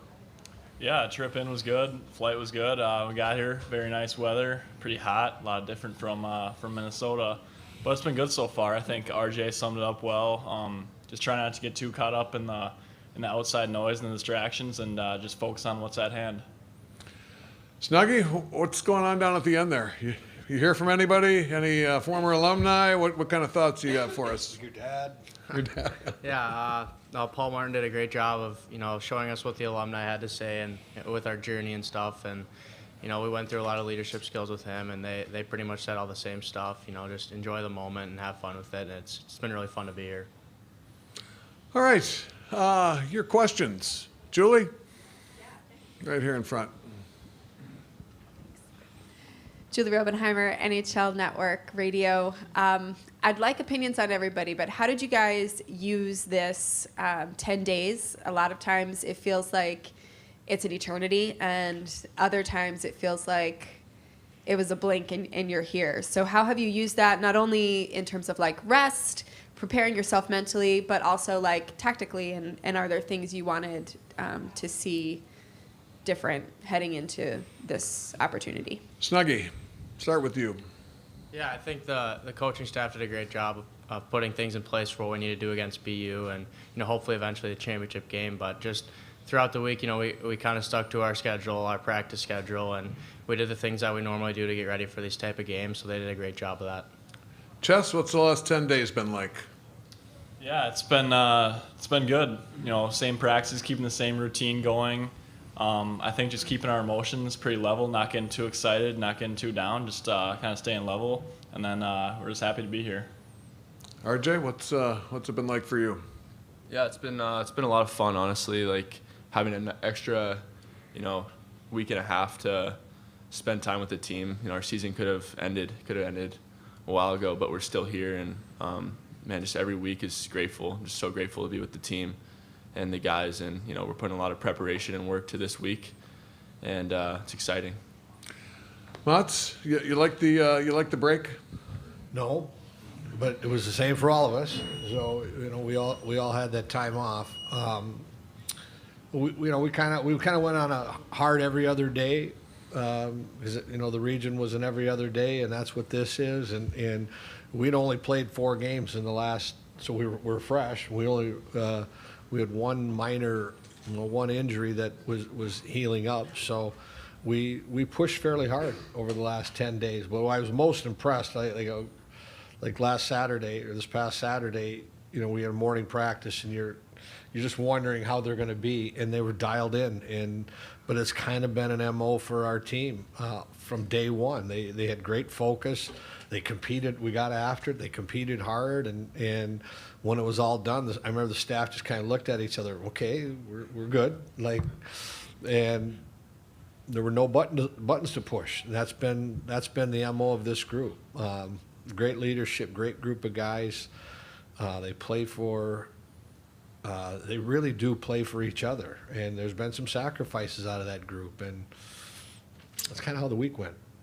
Awesome. We've had our second fine already of the Frozen Four. I think that might be a record this early. That was Paula Weston to my right, who was making noise, and Paula will pay the fine after, and we will determine as a group how much that will be. Thank you, Paula, for contributing to the fund, and now to our next question. Well, I'm here. Thank you. Would you like to ask a question, Paula? I'm good, thank you. Okay. Jess in the front. Jess Myers from the Rink Live. Bob, for you and for any of the players, the picture of John Mayasich getting on the plane yesterday, I know you've made a concerted effort to reach out to some of the real legends of Gopher hockey, but what did it mean, bringing him along on this trip, and for any of you guys, what does it mean to see some of those legendary M guys here? Well, me being a little older, kind of unite with him when we took our trip to Evelyn, and he said, if you go to Tampa, I'm coming with. And his son reached out and said, where does he meet you? He's coming. And he is so excited. And so I'm probably the next most excited with some of the older people, and I hope these guys get it. And he said it. Now I don't remember when he told me. He goes, I haven't been to a Frozen Four in 60 years. He goes, my first one since he played in the Frozen Four. Someone look up the date. He told me how many years because he's a lot sharper than I am. It's great. And he's got a Gopher bag that he used as a player that it's still in great condition, and it's pretty special. Guys, and some of you may not know American hockey history, maybe like Coach Motzko does, or I have an inkling into, but when the all-time great players in our American hockey history are talked about, John Mayasich is always in the conversation. So what is he? He's going to be 90 coming up, I think, right? 90, yeah. Yeah. Guys, do you know much about him? Any comments on having one of the great players with you on the journey? I don't know who wants to take that. Jess? Yeah, I just think it was obviously really special seeing him come along the trip with us, knowing everything he's done and contributed for the program in the history. So I think it was just a really cool moment. RJ, what do you got? Anything? Yeah, no, it's cool meeting him in Evelyn and getting to know him. I actually knew his relative Sam in Sioux Falls, so it's cool to meet his great uncle. Snuggie, did he give you any tips? Not a lot, no. I mean, it's just obviously cool to see his history, like these guys have said, and what he's done for this program. But no, not a lot of tips. I'm sure he's just wants us to win this thing. Probably right. Right here in front. Joey Johnston from the Tampa Bay Sports Commission, for coach and a player, if possible. There this is the third time this event has been here, and there's always been a comparison of the teams. Hey, the temperature back where you come from is there, and it's 80 plus here. And I know we're getting great weather for you guys. I understand the weather has been tough in Minnesota this winter. So is it bizarre to go out of your house, go out of your hotel and see the sun out, and to not have weather be a factor? I mean, what's that juxtaposition like of the winter you've had and then you're here? At in just a couple of weeks, we're going to gather down in Florida for the American Hockey Coaches Association, and I will make a plea that it be here at least every third year. We'll let a couple other people have it, but I mean, just to know that like it is a destination that people want to go this time of year. I'm sure it's the same in Boston. I know it's that way in Duluth. I know it's that way in the Twin Cities. And then I was here, I think it was the first one that they had. They do such a fantastic job with the event, and this is a pretty special place to be. So the sun's not going to bother any of us, so let it come. RJ, are you enjoying Tampa? You vote for every third year? Yeah, maybe switch it up and go to California. I think that'd be a nice spot. It's just across the other coast. All right, we like that. RJ's from California. I think you all know that. We don't, it is third time in 11 Frozen Fours. That doesn't happen very often. We just went harkening back. St. Paul actually was the last city to have 3 over that span or less in 89 to 94. So it's pretty infrequent. And who would ever thought we'd say that sitting here today, Bernie? I mean, back when we were kids that the Frozen Four would ever be here in Tampa? Come on. Strictly frozen. All right, Fassbender, no. She got it started here, didn't you, Faz? Yes, Kristen Fassbender over here to my right. She used to be the director of this championship in the NCAA, special guest. Nice to have her here. Okay, Matt, right here. Right here in front, second row. Take your pick. Is that phone going to go off again? No. Hey, Bob. Matt Baker with the Tampa Bay Times. NIL has been a huge deal in football and basketball in particular. I'm curious, how, if at all, has it affected your program and your seat, and where do you see that going? Hockey's behind a little bit, like in the conversation. You know, like the portal now is 2 years in, and all we hear the craziness in football and basketball in the portal. All of a sudden, now it's getting a little crazy in hockey. I think it's going to be a conversation that's going to heat up more and more in hockey over the next couple of years. We just don't have that many teams compared to in football and basketball, but it's starting to heat up, and there are more discussions. Like I heard, you're hearing $1 million deals for football or in basketball. Our players get burritos, so but I think times are changing. How many of you have gotten burritos? Daily, I'm sure. All right, Bernie, back. Bernie Corbett, Hockey on Campus, Sirius XM NHL Radio. Bob, the depth of this team is something that you've often mentioned. I mean, the first line is elite. Your top defensemen are elite. But just to give us some perspective on the depth of this team and how that's played out over the course of the year to come in here as the #1 seed. Well, the greatest depth for I can give you is like our defensive core, which is something I've never had or even seen with a D-core this deep. And it started a year ago when Ryan and Lacombe, and we didn't think any of them were coming back. But as a season, these young guys now are experiencing, their experience at Minnesota and what we're doing. They all came back for 2 for their senior, 1 for their junior, and so they get a lot of accolades. And then all of a sudden behind that, and Mike Kester as a junior gives us great depth. But our 3 freshman defensemen with Chesley, Middlestat, and Cal Thomas, they kind of get a little hidden in that. Well, 2 of them are on the World Junior team, and that's the depth of our D-core. But what's been most amazing about it is, and I'll give it, is Faber a year ago was playing 29, 30 minutes a night, and he's down to 21, 22. but his production is an all-time level. That everybody's sacrificed, where you're talking just a few minutes here or a few minutes more from our younger guys. They have been all about team. They've all been all about each other. And to the point where we redshirted one of our older defensemen because of the depth there. And as a coach now sitting here, knowing we were going to have this depth, and now here we're at the end of the year, the thing I'm most proud of is how they've been all about the team. And you know, I got one freshman defenseman, you know, his minutes are going to triple next year. But he's been a huge part of our success. And the same thing with, you know, it took a while for our young 11 freshmen, but our you know, I know Cooley and Snuggerud and Nice get an awful amount of attention, deservedly so, but the depth, the Hughlin line or the Nelson line sometimes don't get talked about as much, but they are the reason we're here. And our team knows that.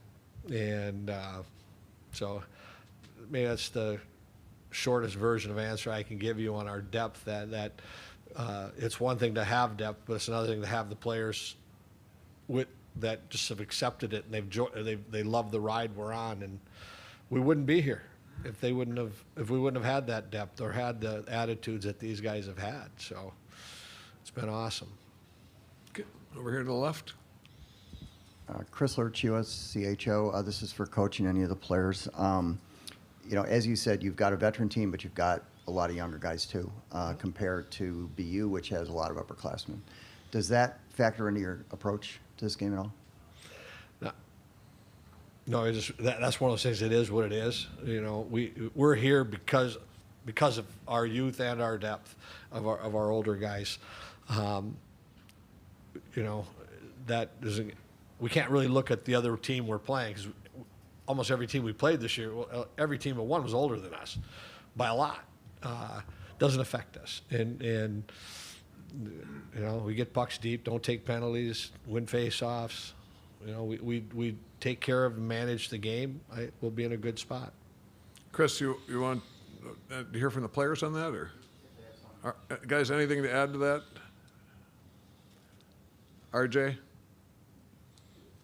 No, I think we're ready. We're ready for the battle, and yeah, we've been tested early in the year, and we've been tested throughout the whole season. So I think we're just working preparation for us.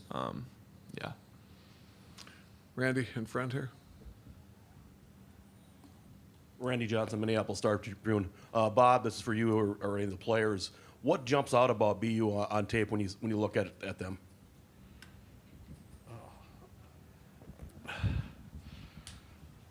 The depth, like they can match any team in the country with depth. High-end defensemen, good goaltending. Won their league, won their playoff, won their region. They're clearly the favorite here. So with the 11 seniors, there were a lot of things that jumped out about BU that I liked. Jess, anything on BU? Yeah, no, I just think they got a lot of elite level talent. They got a lot of depth, and just familiar with a lot of the names on that team, and know what they can do. So I think we just got to play our game, and I think we'll have success. All right, Jess. Jess Myers from the Rink Live. Bob, just an update. You had said last week on Connor Kurth, you said maybe any update on his condition? 100%. Yep. Julie. Might as well stay right there. Julie Robenheimer, NHL Network Radio. I have a question for Ryan and Jimmy, mostly because I feel like you guys have more to contribute, but what makes Logan such a dynamic player? What makes him so special? Why does he deserve to win the Hobie? And if I get the microphone back, I'll ask about Maddie, so don't try to compare. I just want to know about Logan right now. Snuggie. Yeah, I mean, obviously playing with him for the past 2 years, it's been pretty special, and the things he's accomplished are pretty unbelievable, and he's only improved in those last 2 years. So I think, for him to possibly have that Hobie Baker, as a team, we're all really happy for him, and to see that for him. And just his skill set, he's improved on his shot, things like that. His skating has even improved, his corner work. I mean, just the way he plays the game is pretty special. And I don't want to be presumptive of which Ryan, Julie.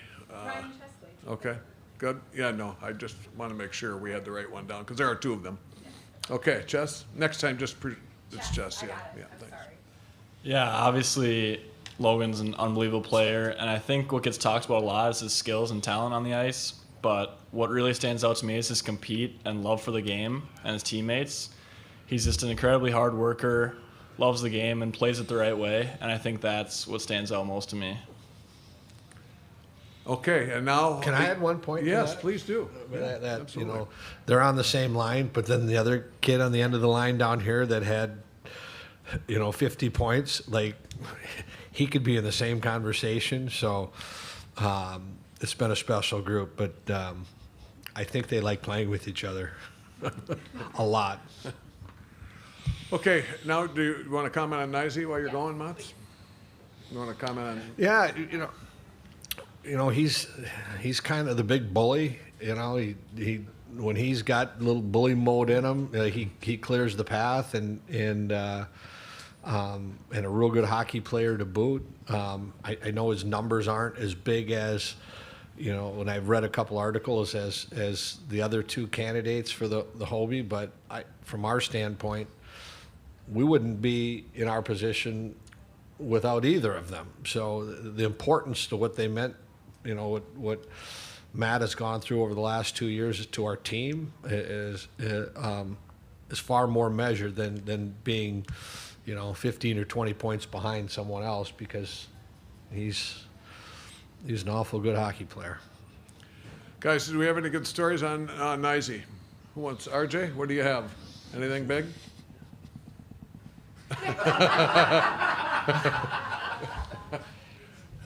He's let's say he's fun to be around. Makes the guys laugh in the locker room. I'm sure these two got probably better stories than me, but yeah, just it's fun to be around him. What about your perspective on what makes him special on the ice and why he deserves to win the Hobie? Yeah, no, I think obviously his talent and compete level seems like always 100% on the ice, and that's really rare to find in a game, I think. I think it's just hard to take him off the puck too, and just the amount of times he's stepped up in big moments in games for us has been huge for us and been cool to see, and yeah, contributing to the success of our team. As Coach said, both of those two have done a great job. So. Okay, Matt. Hey, Bob. Matt Baker with the Tampa Bay Times again. I wanted to ask you about Justin, and if you could kind of reflect on his career with you all, and what has he meant to your program to kind of stick around in the way he has? Well, one of the more remarkable stories that I've had in coaching.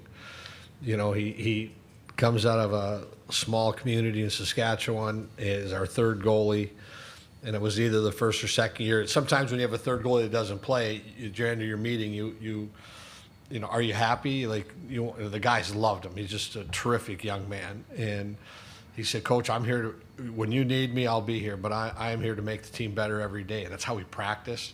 And we had a Richter Award winner in net and a great kid as well. And somehow his path chose to leave, as we all. And then, it was tag. He had the first right to the net, and it's like he went in you got to know him, as calm and cool as a human can be. Yeah, I've been waiting for this, and the guys that follow us every day, he has been about the exact same from the moment he went in. He just gives us that steady confidence.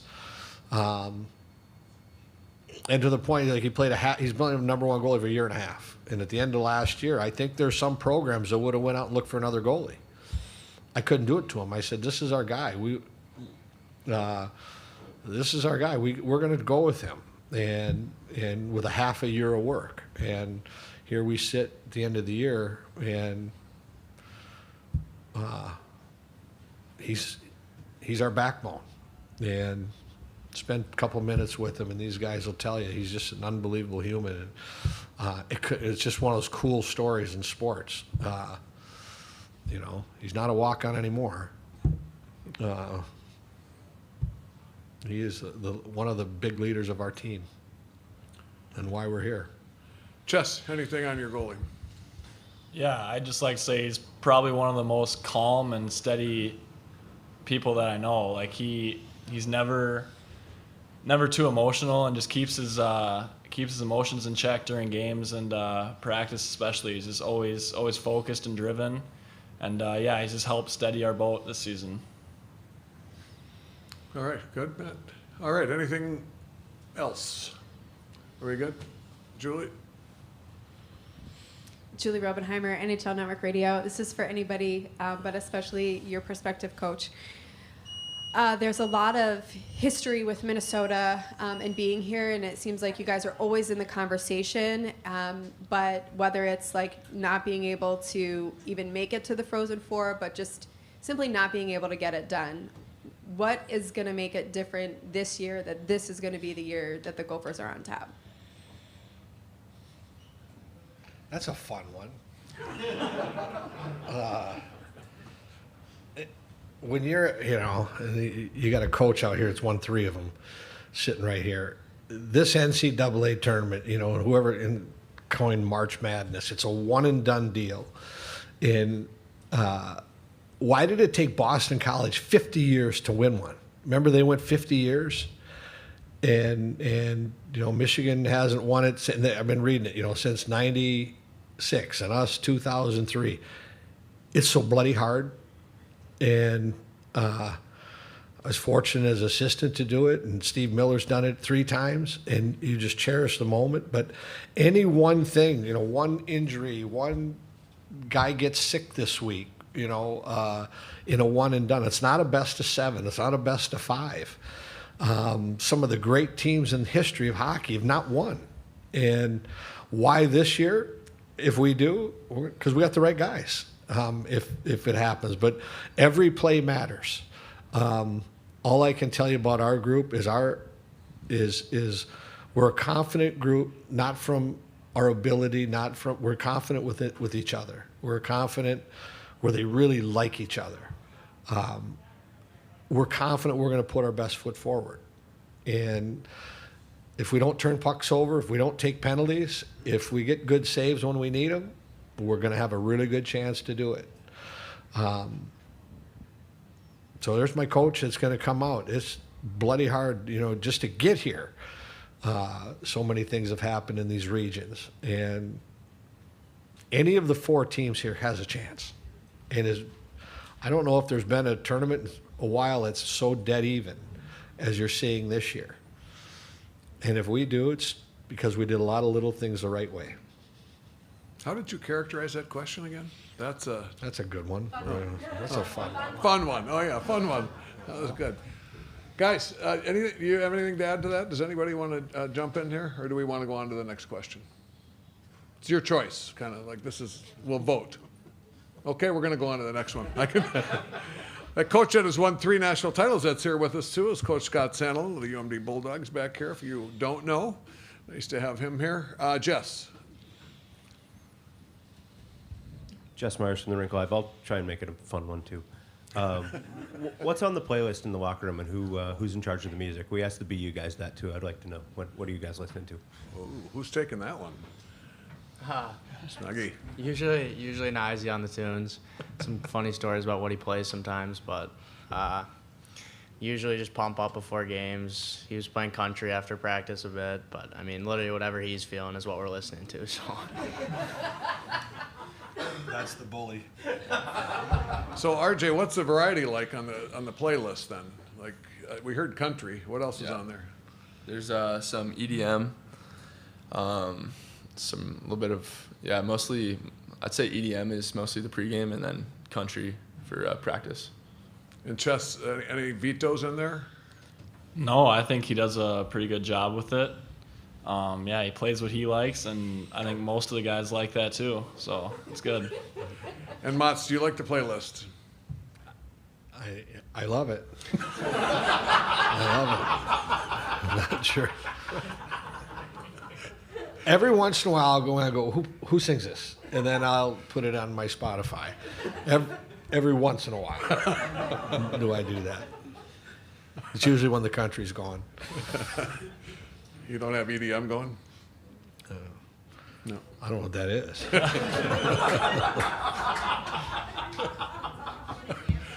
Oh. Okay, Randy wants to ask a question on the music topic. On the music. Oh. Randy Johnson, Minneapolis Star Tribune. RJ and Jimmy, your fathers both played for the Gophers, and any advice did they give you going into this tournament? Snuggie. Yeah. I mean, obviously my dad has been here, and he lost a national championship game to Harvard, so he knows what it's like to lose this game. And he just told me maybe the past 5-10 years of my life how much he hated losing that game, and this year of just how much he wants us to win this thing. But it's definitely some good advice, obviously, from both our fathers having that history. It's been cool to have that. RJ. Yeah, I think my dad's just more just like been like an encouragement to me this year, and he's just been just offering advice, just being prepared, getting ready, and just kind of game at a time. I think that's more what he emphasizes. So, but yeah, he's definitely giving me advice. Great. Ryan's dad golfed at Minnesota, so we've got a lot of dads with connections. Very cool. Do we have anything else? I think we are good. Guys, thank you very much. Right. Best of luck. Thank you. 5:02 face-off tomorrow, and we will have a team that begins with Q here next at 2:45. And if you'll be here about 10 minutes early, we'll go around the room and have everybody say the name of the school to see who does the best. It's Quinnipiac, by the way. Yeah.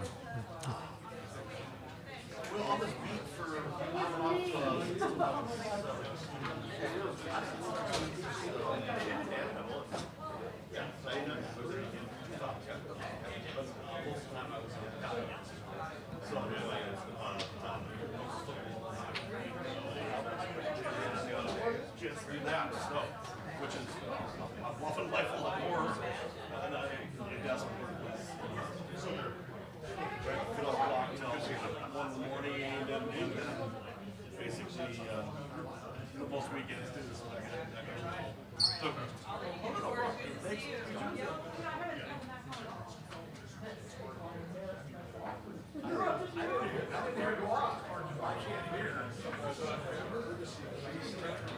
Hey, what's going on? How are you doing? Good to see you.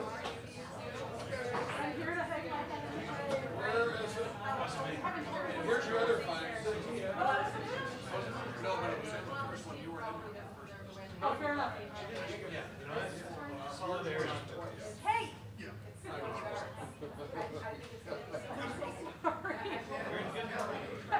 That's good. We'll have a lot of money. I didn't know we did it. It's the CO2 monitor. I can take this off and then level it up.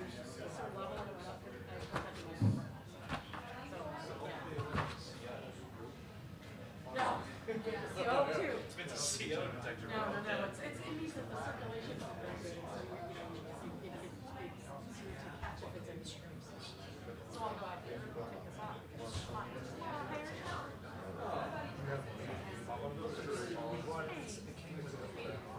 I'm sorry that I broke my streak.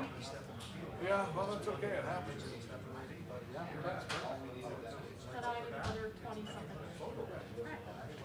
Yeah, we'll get a picture of you and Marvin later. Excellent.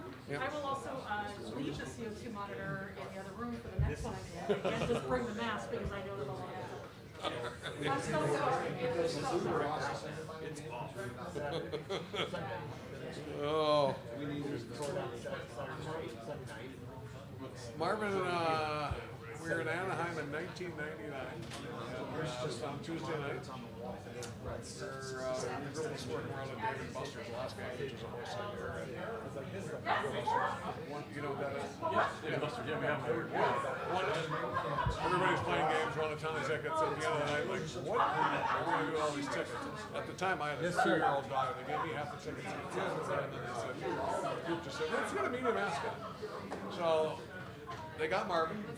And And Marvin's been the media mascot since, and this is actually Marvin too. Marvin 1 got kidnapped. Really? I have no idea where Marvin 1 is? No, Marvin 1 got kidnapped in Houghton, Michigan, of all places, and the 2000 Frozen 4 is in Providence. So we went to Dave and Buster's and told the manager this story. They just told me, can we get another Marvin, please? And he gave us one. It was a 99 Frozen 4? 99, so In Anaheim? 25 years, yeah. Wow. Marvin. And it's just, what, just Marvin's just an observer of the goings on here? Just Frozen 4 media. Kind of the protocol chief? Yeah. Yeah, but he's been part of 25 years? Yeah. Or Yeah, one or two? Yeah. Sitting right at the dais? All the time? Yeah, he moves around. Okay. Oh, like a elf on the shelf? Kind of. Yeah. Could be up there, yeah. He's just here to hang on. We don't know. He won't be up there tomorrow. But just So for the regulars who are here, if he's not there, do they ask if they would know that Marvin's not there? As a matter of fact, Jerry York, the longtime BC coach, he sent me a note today saying have fun in Tampa or whatever, and say hi to Marvin. And he was at the press conference. If Marvin wasn't up here, he said, "Hey, David, where's Marvin?" Yeah. So I mean, it's just for fun. Yeah. He's gonna have a little fun. Yeah, of course. I don't know. He is. Yeah, he is the only. Well, unless my mom is mad at me.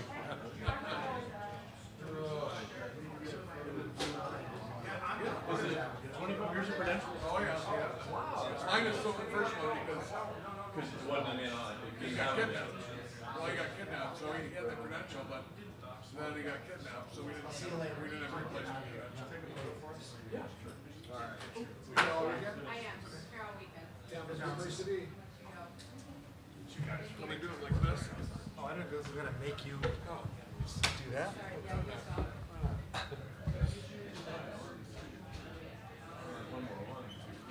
Get a horizontal one too, if you could.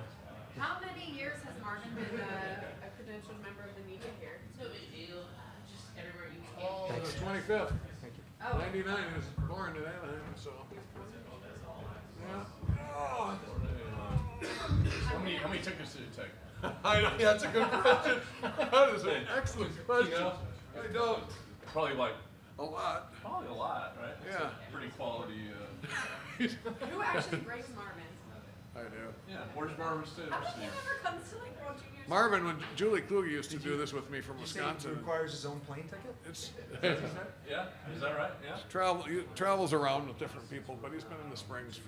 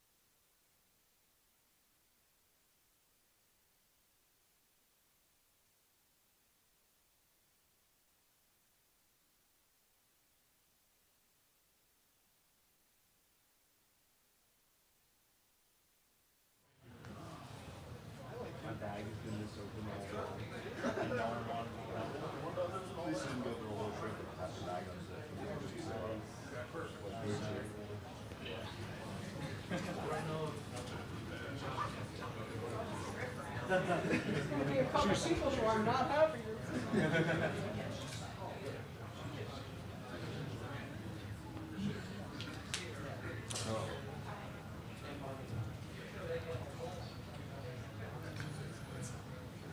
All right, welcome everybody. I'm Dave Fisher from USA Hockey. For those of you I don't know, just want to cover a couple of quick things before we get started. We do have mic holders on either side. We will use the microphones for questions all the time. Please identify yourself, your affiliation each time, and who your question is directed to. If we have anything that's going to make noise, please silence it so we don't interrupt the proceedings. That would be appreciated. We've already had 3 fines in the first 2 press conferences, so we're doing well for charity. So, and then if you're not aware, we just vote on how much you're going to get fined. So it could be all over the map. So I just wouldn't take any chances. I wanted to answer the last question as your question. Oh. Sorry. But Jesus is going to be the reason why we're going to win. Because God's the one who's given us all gifts, so we have talents from Him. And I believe our team is going to come together and win this championship. So, sorry, I was scared to say it at first, but now I want to say it. He's the one. He's the one who's going to help us. So, at the end of the day, it's God who helps. He's given us life and everything we have. So, and yeah, He loves you guys. All right, RJ. That's all right. Encore performance there. I like it. This is Marvin the Martian. For you who haven't met Marvin, is a Frozen 4 media mascot, been here with us since 1999. And you're welcome to take pictures. He does take pictures with people if you'd like. Hi, Rand. Hi, Fish. How are you? How you doing? Welcome. You can sit. Oh, you got a water for me. That's Water, yeah. Oh, yeah. big time. Guys, welcome. Congratulations. Thank you. Okay, I think we will just begin with some thoughts from Rand. No stranger to Tampa, Rand. And how are things been going, and what are your thoughts here as we go into tomorrow? Everything's been excellent. Tampa's a wonderful host. We're excited to be back and really just anxious to get the game going. Ready to play. Let's get it going. Can we move the game up? Can we get it earlier than 8:30 on a Thursday? But no, we're excited. It's I'm just proud of our group this year. This had a great season, and we still got some more work to do. Jaden, what's it been like so far since you've been down here in Tampa? Any fun things you've gotten to do, or? Yeah, it's been an awesome experience. Like we step off the plane, we got greeted by some fans and all that, and last night we got a nice dinner treated from the class of 2017, so that was awesome. Oh, wow. Great to be with the guys, and other than that, it was great to get on the ice, feel the ice and all that, and just like Coach said, just super excited for tomorrow. Can't wait to get going. Michael, are you a Tampa veteran? You been to Tampa? I've never been down here, no. No? First time? How's it been going so far? It's awesome. I love it. We were walking around this morning, kind of just soaking everything in, and to actually be here and be on the ice is special, and to do it with your best friends makes it even better. So. We had some previous people, Zach, say that maybe we should have this event here about every 3 years. What are your thoughts? I like it. Yeah. Yeah, I'd be in on it. I was actually here. I was watching the national championship game in 2016 when I was here. So it's cool to be back and see kind of a different side of it. Obviously, from a player perspective, it's they pull out all the stops. They make us feel pretty special, and we're pretty lucky to be here. Awesome. All right, questions. Are there any questions from the audience in the back? Hi, Mike Fornabio, Hearst, Connecticut Media. I guess maybe to Zach, but if either of you other players want to mention as well, you guys have a group that's got some players who've accomplished some good things. What if some of the newcomers, Grafferlick, and what have they brought to you guys, on and off the ice? They've been awesome. They've been honestly unbelievable. One of our keywords is always buy-in. And from the moment they stepped on campus, they were ready to go. They bought into how we play and the little details that we care about on and off the ice that help us find success. And they're invaluable, honestly, just like every other member. But especially from a couple of young guys, like Graffer came from Union, so kind of dump whatever habits he had in Union and adapt and become a Bobcat. Same with Lipper. He showed up and he was ready to go. He was eager to learn. He's been a sponge this whole year. So it's been awesome having those guys, and having them contribute has been, a special treat. Jaden, anything on the newcomers? You know, it's been awesome, you know, and like on top of everything Zach said, like they're all great guys. They're all great guys, and it's fun to be around them. You know, they'll listen to you and they'll show you some things that they think that may work, and they've been great. Nothing but good words for them. I did promise we'd have a little exercise to make sure we got the pronunciation of the school right, but I think Sarah Frazier, Senior Associate AD of Quinnipiac, is here. And Sarah, you could give us a lesson on how we say the name so we all get the accent right. Well, you're going to hear my UP accent a little bit, but it is Quinnipiac. Quinnipiac. Quinnipiac. Nice. Quinnipiac. The faster you say it, the less time you have to mess it up. Oh, that's a good tip. Yeah. Just rip it out. Give it to us. Quinnipiac. There we go. Not Quinnipiac, right? Yeah. Okay. I think we got Colby Cohen straightened away on that now. What else do we have? In front here, guys? Okay, perfect. Thanks, Sue. Matthew Mugno, QBSN. Question for all three of you, I guess. What's it like playing in an NHL facility? Michael, let's start with you. It's pretty special. We were lucky enough to play at Nassau Coliseum our freshman year, so you got the big arena feel, but there's just something special about here. Obviously, the history what the Lightning have done the past couple of years makes it even more special, and it's going to be really exciting tomorrow to see all the fans, and we're really looking forward to it. Zach, NHL facility. Yeah, unfortunately in the Nassau game I was scratched for that, so I didn't get that experience. But no, it's cool. Obviously, sorry about that. Obviously, Look where you are now, though, Zach. Come on, you're better for it. Come on. No, it's cool. It's always special being in the NHL arenas. Like, the guys that have played here, and like Mike said, the history before. Yeah, it's always a special treat. It's cool. Jaden, you weren't scratched, were you? I wasn't here yet. I think it was the year Okay. before me. Perfect. So yeah, it's my first time in NHL facility. I think it's surreal. Like the guys that you watch on TV every day growing up as a kid, the guys you kind of look up to. It's just like they've stepped foot in that same locker room and through the same hallway. So it's just special to know. And yeah, it's a really, really cool experience. Rand, what's it like for you? I mean, you coached in a lot of facilities over the years, coming to a NHL building like this. I mean, it's obviously it's a great facility for us. We'll play Frozen Four wherever you want to put it, but we just want to play the game. And I've been here before, at the Frozen Four, actually 16 as a coach, and then on 12 I was actually I was on the committee. So it's just a first-rate facility, and just Tampa does a great job. Awesome. Okay, right back here soon. Rand, you touched on not wanting to wait to play this game. What are the pros and cons of having such a long layoff between the regional final and the Frozen Four?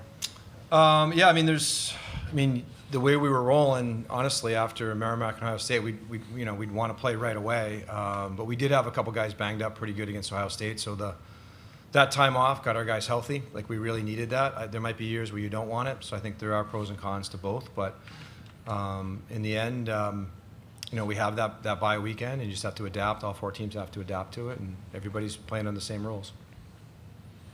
Okay, Joe. Randy. Joe Smith with The Athletic here. Just a lot of dynamic players left in this Frozen Four. I'm just curious, when you'll face tomorrow in Fantilli, what stands out to you and might make him such a game breaker in a lot of situations? Just watching him, like, he's just such a dominant athlete. He's an athlete. He's just a thoroughbred. He makes plays. He makes stuff out of nothing. You think you kind of have him shut down, and then, all of a sudden, bang, it's under the bar. So I think, for us, like, we got to get up kind of on him, on all their players, and kind of deny time and space. And he's a lot easier to defend when he doesn't have the puck than when he has the puck. And then certainly we've got to be ready to defend him in waves, because he is going to beat people, and it's going to happen. We know that. And then as long as we have waves there, and he beats one, we got another one. He beats two, we got another one. And sometimes you got to go with a fourth guy. And then we've got to make good reads off those plays too. Okay, in the front here, so. Cameron Levasseur, Quinnipiac Chronicle. Rand, can you talk a little bit about the alumni support? Obviously, you had the dinner last night, but just how many guys have been reaching out to wish you well, and what does that mean to you? Yeah, it's been great. We're a family for sure. This is my 29th year, so I think it's one of the nice things about being at a school for so long. Today we came to practice. I texted with Todd Bennett, who's an 02, lives in the area, so he's been out a while. And he reached out to me and Joe. He's like, hey, I got stuff for the guys. And he went up and bought T-shirts and hats and everything, just sent them down to the guys with the Frozen Four logos. It was great. Just little things like that mean a lot. And we got a huge contingent of our alums, hockey alums, coming down for the weekend. Awesome. Right here in front. Gage Kilborn, Q30 Television. Rand, this is now your third time in the Frozen Four in the past 11 years. And many people are calling this the new blood versus blue blood rivalry because Quinnipiac's the only new blood out of the 4 teams in the Frozen Four this year. What does this mean to you, being considered a new blood in this game? Yeah, well, we're certainly not a blue blood, but the 3 programs that are here with us are established. They've got long histories. We're still, we're 25 years into Division I, and for a chunk of those, we didn't have our own rink, and for a chunk of those, we had to practice at midnight. So we're an upstart, we're an up-and-comer, but we've had enough success over the last few years, and our players know how to win, and we know how to beat teams at this level. We just got to make sure we execute. Okay, further, Julie, right here in front, Sue. Julie Robenheimer, NHL Network Radio. Fellas, I just want to get your perspective, kind of piggybacking off of that. Michigan has a litany of NHL caliber prospects, and you guys are, throughout the entire season, consistently showing that you deserve to be here. On paper, it doesn't necessarily look like that when you look at the rosters. What can you guys tell us about your team and why you believe that you're going to come out on the right end of things tomorrow? Zach? I think to me, it's always come back to how close we are as a group. Every night we show up and we play together. We support each other. We're there if someone, makes a mistake, we're there to bail them out. There's layers to how we play, and it's tough for guys to get by all 4 or 5 layers consistently throughout the game. We always hear teams are more talented than us and whatnot, but I think as a cohesive unit, I'd put us up there against any other team in the country. Any other thoughts on that, guys? Michael? He said it pretty well, but I just think it comes down to being a family. I mean, they have a lot of, draft picks and high, praised players and all, but at the end of the day, we work harder than anybody in the nation. We're here all summer working together. We all work out together all summer. Nobody misses a workout. There's just a culture here that is about hard work and, having your brother's back, and I think that's what separates us in a lot of those games. You see people, yelling at each other, bad body language. That doesn't happen on our team. Everybody's, next rep, keeping everybody accountable, and I think that's why we have a lot of success.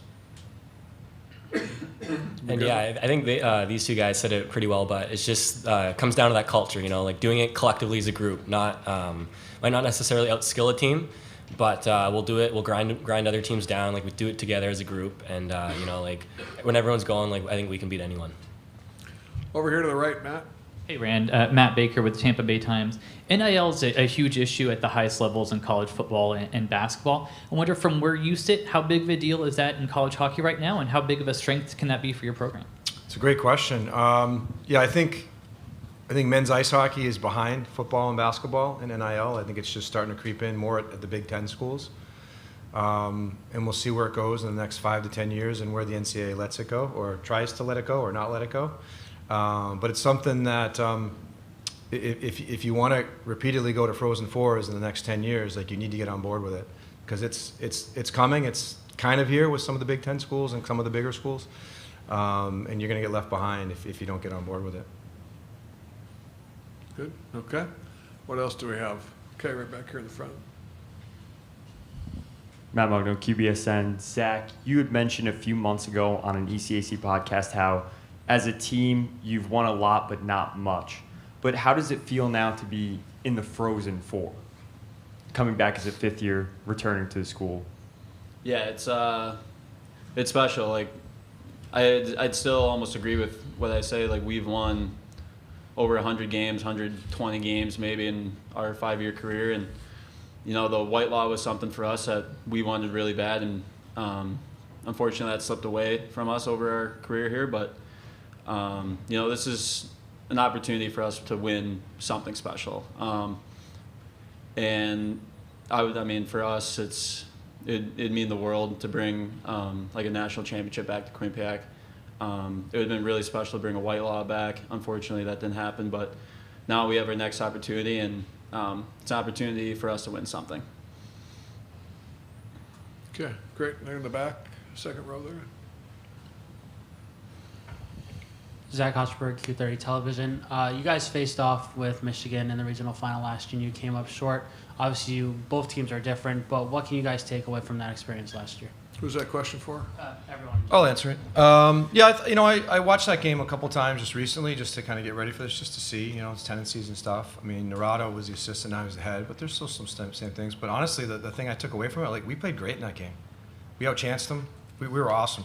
Like, we played so well. And their goalie's making saves early in the game, and we could have defended better. We needed to pick up sticks better in that front, which we normally were good at. We had a couple kids struggle a little bit with the moment, but we did have a really good game. And again, that Michigan team last year was maybe the most talented team ever assembled in college hockey, and this one's not far behind. So but we know if we play to our identity and we let our culture come through, like we have more than a chance. Zach, you want to jump in there? Yeah, I think something to take away from last year is just how to embrace the moment. I think last year we kind of let the moment get to us, and we didn't really play our game. We let it slip away and let the moment overtake us. And with the crew that we have coming back, we can all learn from that and understand, like, when you're inside the boards and inside the glass, like, it's the same game. Obviously, if you can put all the distractions from the outside the glass away and behind you, end of the day you're playing on the same ice sheet you would anywhere else, and you just got to embrace the game, and for us, embrace the grind. So I think that'll be an advantage for us this year. Don't mind the beeping. That's a freezer door being open back there, right here in front. Joey Johnston from the Tampa Bay Sports Commission. Question for Rand. As you know, there's a rabid following locally for the NHL team here, the Lightning.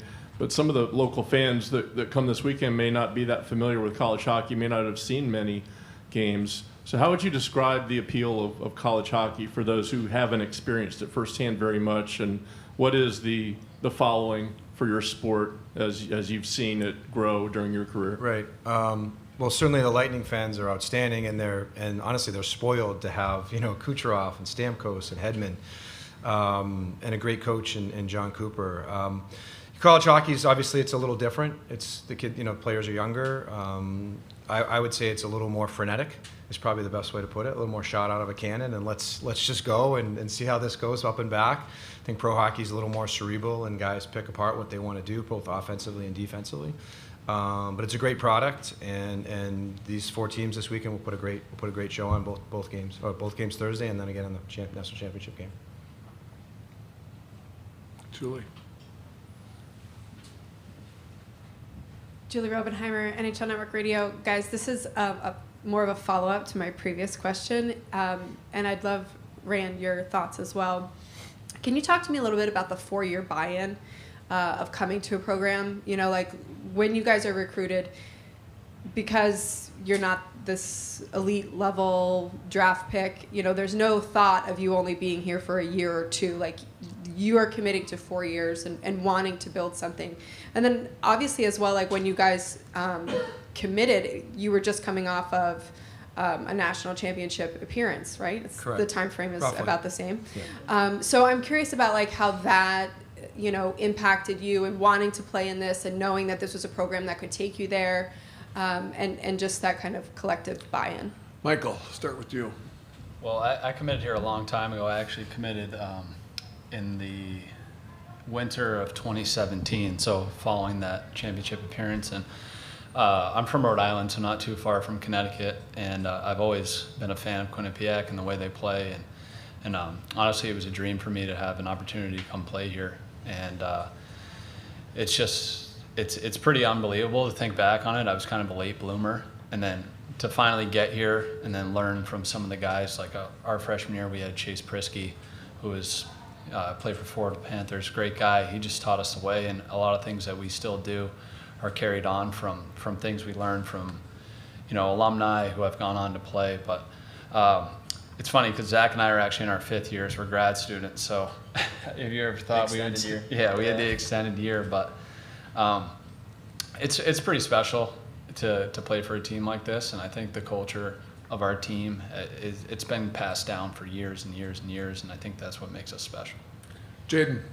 Yeah, I think like just the culture that Rand's been able to build over the last 25 years, you know, it's it kind of just my freshman year, like there was alumni weekend. I met tons of alumni and just like hearing their stories, hearing kind of what they brought to the table and kind of the memories that they had, like it really kind of just lit that fire inside of me and just like made me like really want to be here, like made me feel welcomed here, you know, and you know, like everything they provide us, like they set us up for success, you know, so it's like it's not hard to stick around, you know. So yeah. Zach? Yeah, I think you know, when you're recruited and you're going through the whole process, you're excited for all 4 years. Like you look forward to every year, especially with a program like Quinnipiac, when you see the championship appearances and how often they're winning and competing, and makes you excited because you know every year you're going to have a chance at something special, like a great opportunity like this. And we've been fortunate. We've been to the tournament 4 times, and that's exactly what's happened. So when you talk about like the 4 years and kind of what the mind says, it's you're excited. It's a great opportunity, and like Jane said, you don't want to leave. And you know, if we could do a 6th year, I'd keep playing here if I could. I'm sure Rand would want to kick us out the door at some point. No, I would take you for another year. you can come back, Lumbo. We got to talk about it. But no, it's special to be able to have that time, put the work in, and leave your mark on the program. Rand. Yeah. Yeah. I mean, so we talk a lot about culture, and I just was thinking about how to answer the question. But like, culture is it's not an easy thing to define. And like I could take an hour and a half to explain everything that we do to kind of develop it in our program. Probably the biggest thing, the most important thing is just you need to recruit high character kids on the way in. They have to be great kids. You know, are we perfect? No, we make a mistake once in a while, but for the most part, like the 3 up here, they're not A+, they're A++. These are phenomenal young men. I didn't actually pick them. I don't know. Cam I don't know why. I just walked in here. I was in with these 3, so maybe Cam picked you guys, but you picked 3 great ones.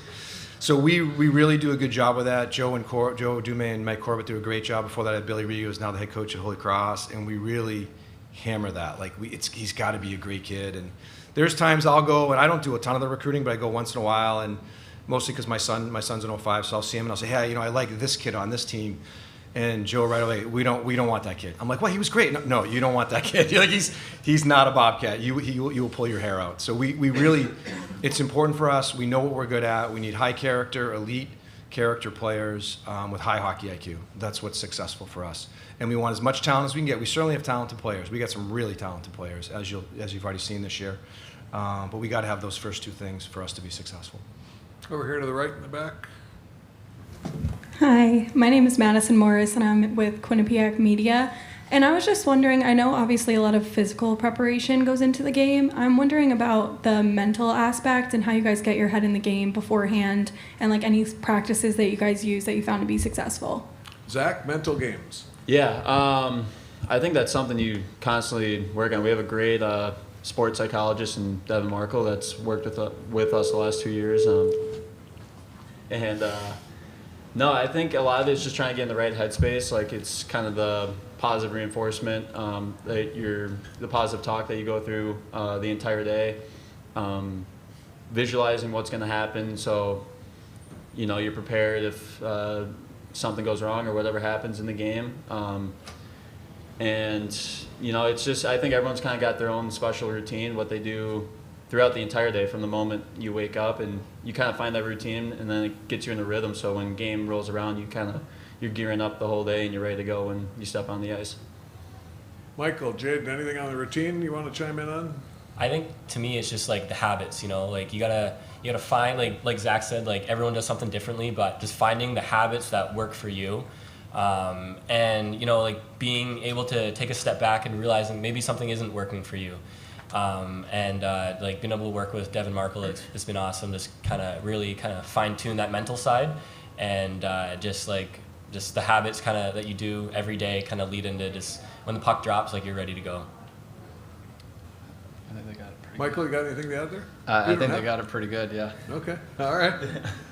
Very good. What do we got? Who runs a playlist, by the way?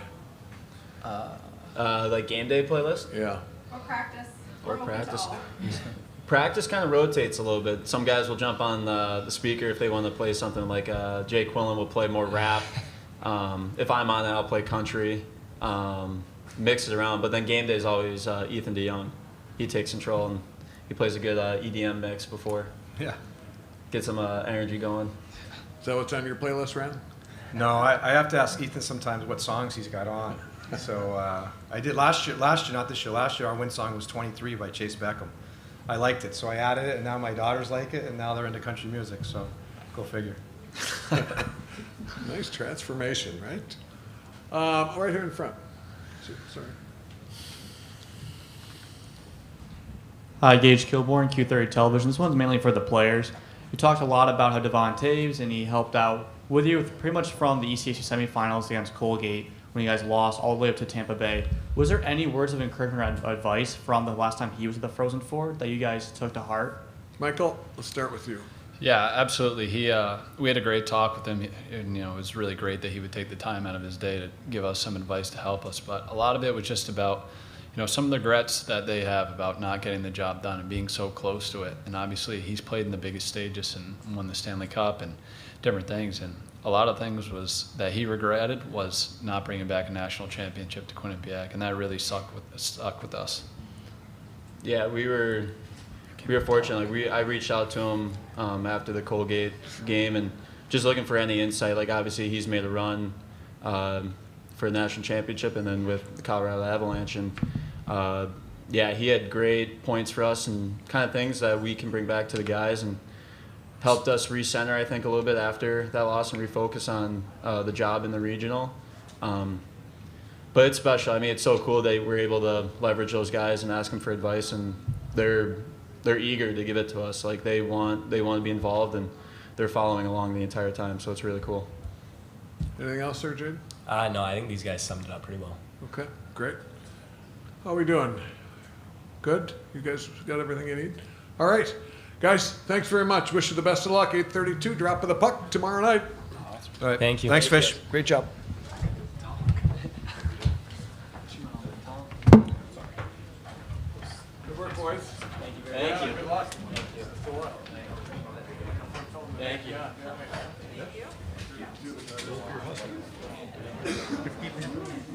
Yeah. It's brick right now, man. Nothing. There you go. Yeah.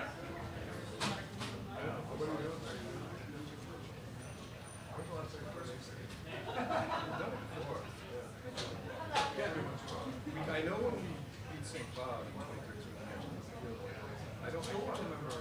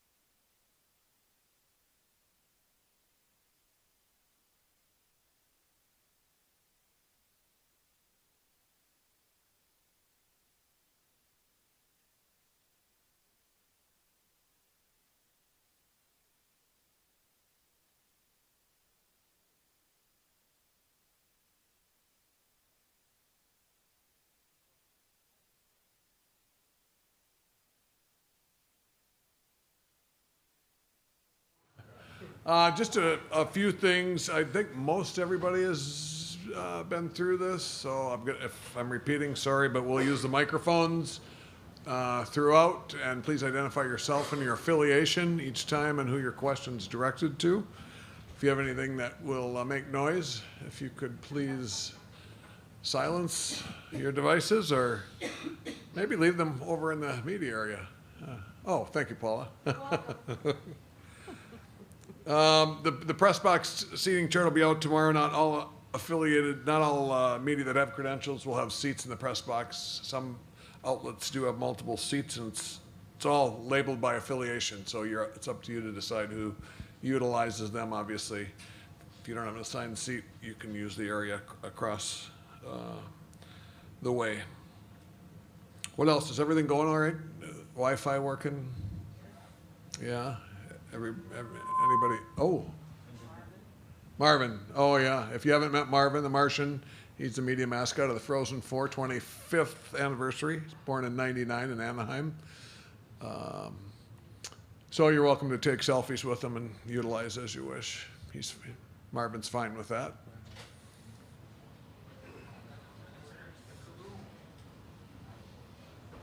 Hi guys. Hey, how you doing? Good.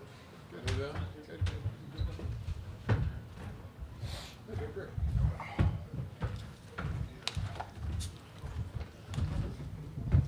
All right.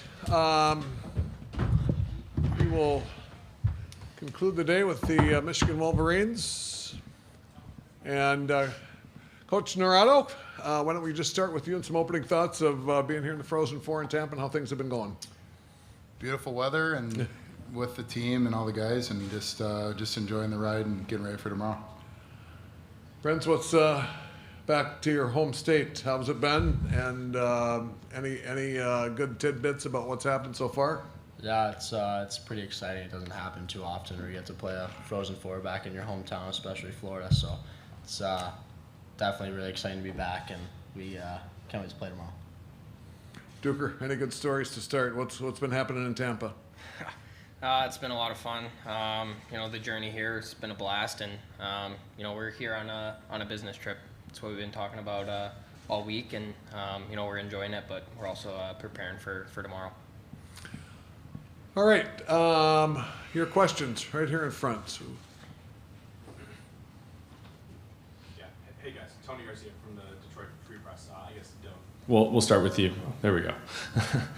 So you mentioned it being a business trip this year. I wonder, how does that differ maybe from sort of the feel last year, and what sort of did you learn going through this a first time? Last year we definitely learned that it happens fast. You get here, there's a lot of distractions, and then you play one game, and it's win or go home. So we know that. We have a lot of guys that played in that game last year and know what it takes to win a game on Thursday, and it's one game at a time, so our focus is on Thursday. What are you maybe doing differently? I think it's a lot of the same, just preparing. It's the same as we prepare in Allentown, same as we prepared in Minnesota for the Big Ten Championship. We're doing what we did all year. In the back, Jess, guys, if you can get up a little closer to the mic, that'll help us if you wouldn't mind. Thank you. Jess Myers from the Rink Live. Brandon, I know you've put the focus on the players this year, not about you, but with that said, the contract this week and just kind of getting that out of the way, how much is that kind of a relief off your mind and kind of give you a sense of comfort now? It's good. I think I told Ward right after he announced it, and excited about it and honored.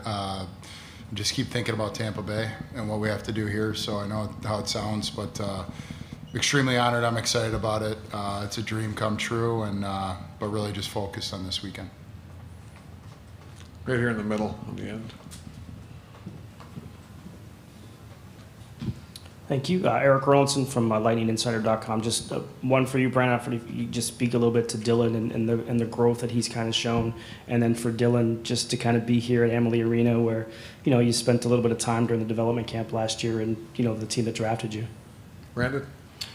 Dylan's been unbelievable. I think he might go down in history, and he's only a sophomore, as one of the best net front power play and net front guys ever to play at Michigan. But he's always been a leader, even growing up and at USA, and I think just feels more comfortable showing that leadership on and off the ice as a sophomore. And we need more people like Dylan Duke on Michigan in the future. Duker? Yeah, I mean, it's definitely pretty special to be here. Got to spend a little time here in the summer, and yeah, it's just it's an honor to be drafted here. And Tampa Bay's done a great job of making everyone feel welcome, and they did that in the summer. They've done that here, so it's definitely just a huge honor to be here. Big game tonight in the back. Gavin, as a freshman, what were the emotions? Could you introduce yourself, please? Oh, sorry. Zach Hochberg, Q30 Television. Gavin, as a freshman, what were the feelings or emotions when you first stepped into the arena? Yeah, it's you can't really explain it, especially being home with the group of guys that we've gone through everything with all year. We've had so many bumps in the road and just overcome everything that has really come our way. So coming here and breathing in this Florida air has been really nice, and beautiful rink. I've seen a ton of games here growing up, so it's awesome to be back, and we're jacked up. In the back there. Bouncing off what that gentleman asked earlier about Brandon Arado being a full-time head coach. What did you forget? Gage Kilborn, Q30 Television. My apologies. So this one's more addressed to Gavin and Dylan. How has it felt like playing for Brandon this past season after his first year at the helm of Michigan? It's been really special. He's done a great job. He makes all of us better hockey players, but at the same time, more importantly, better people. He's got a great open door policy. We all have no hesitation anytime we need anything walking into the locker room, and asking him to watch video, or even if it's not about hockey, just we know we can go to him, talk to him, and he's done an unbelievable job. So we're all super thankful that we have him, and we have him for more years to come. Prince? Yeah, I mean, Dylan said it pretty well. He cares about us more as individuals and as people than what we do on the ice. And I think I talked to him more about my life and what's going on away from the rink than we actually do hockey. But yeah, he's a hockey nerd. He loves the game. He wants us to get better, and he's awesome to have around. Glad he's going to be around for a little while. Julie. Julie Robenheimer, NHL Network Radio. For all three of you, can you just shine a light on Adam and what makes him so special, how he's able to do what he does, maybe some behind-the-scenes things that we don't see that contribute to his on-ice performance, and why he deserves to win the Hobie? Duker. Yeah, I mean, Adam's something that you definitely don't get to see very often. He's, probably the best player I've ever played with. Owen and Matty Beniers are right there with him, but yeah, he does a lot to make himself better, and at the end of the day, he's a great person, and I think that's why he has so much success on the ice. Is he treats all of us with respect, and he's like the rest of us. He doesn't act like he's supposed to go first overall, second overall, whatever he's gonna go here. So yeah, he's just a special person. Prince?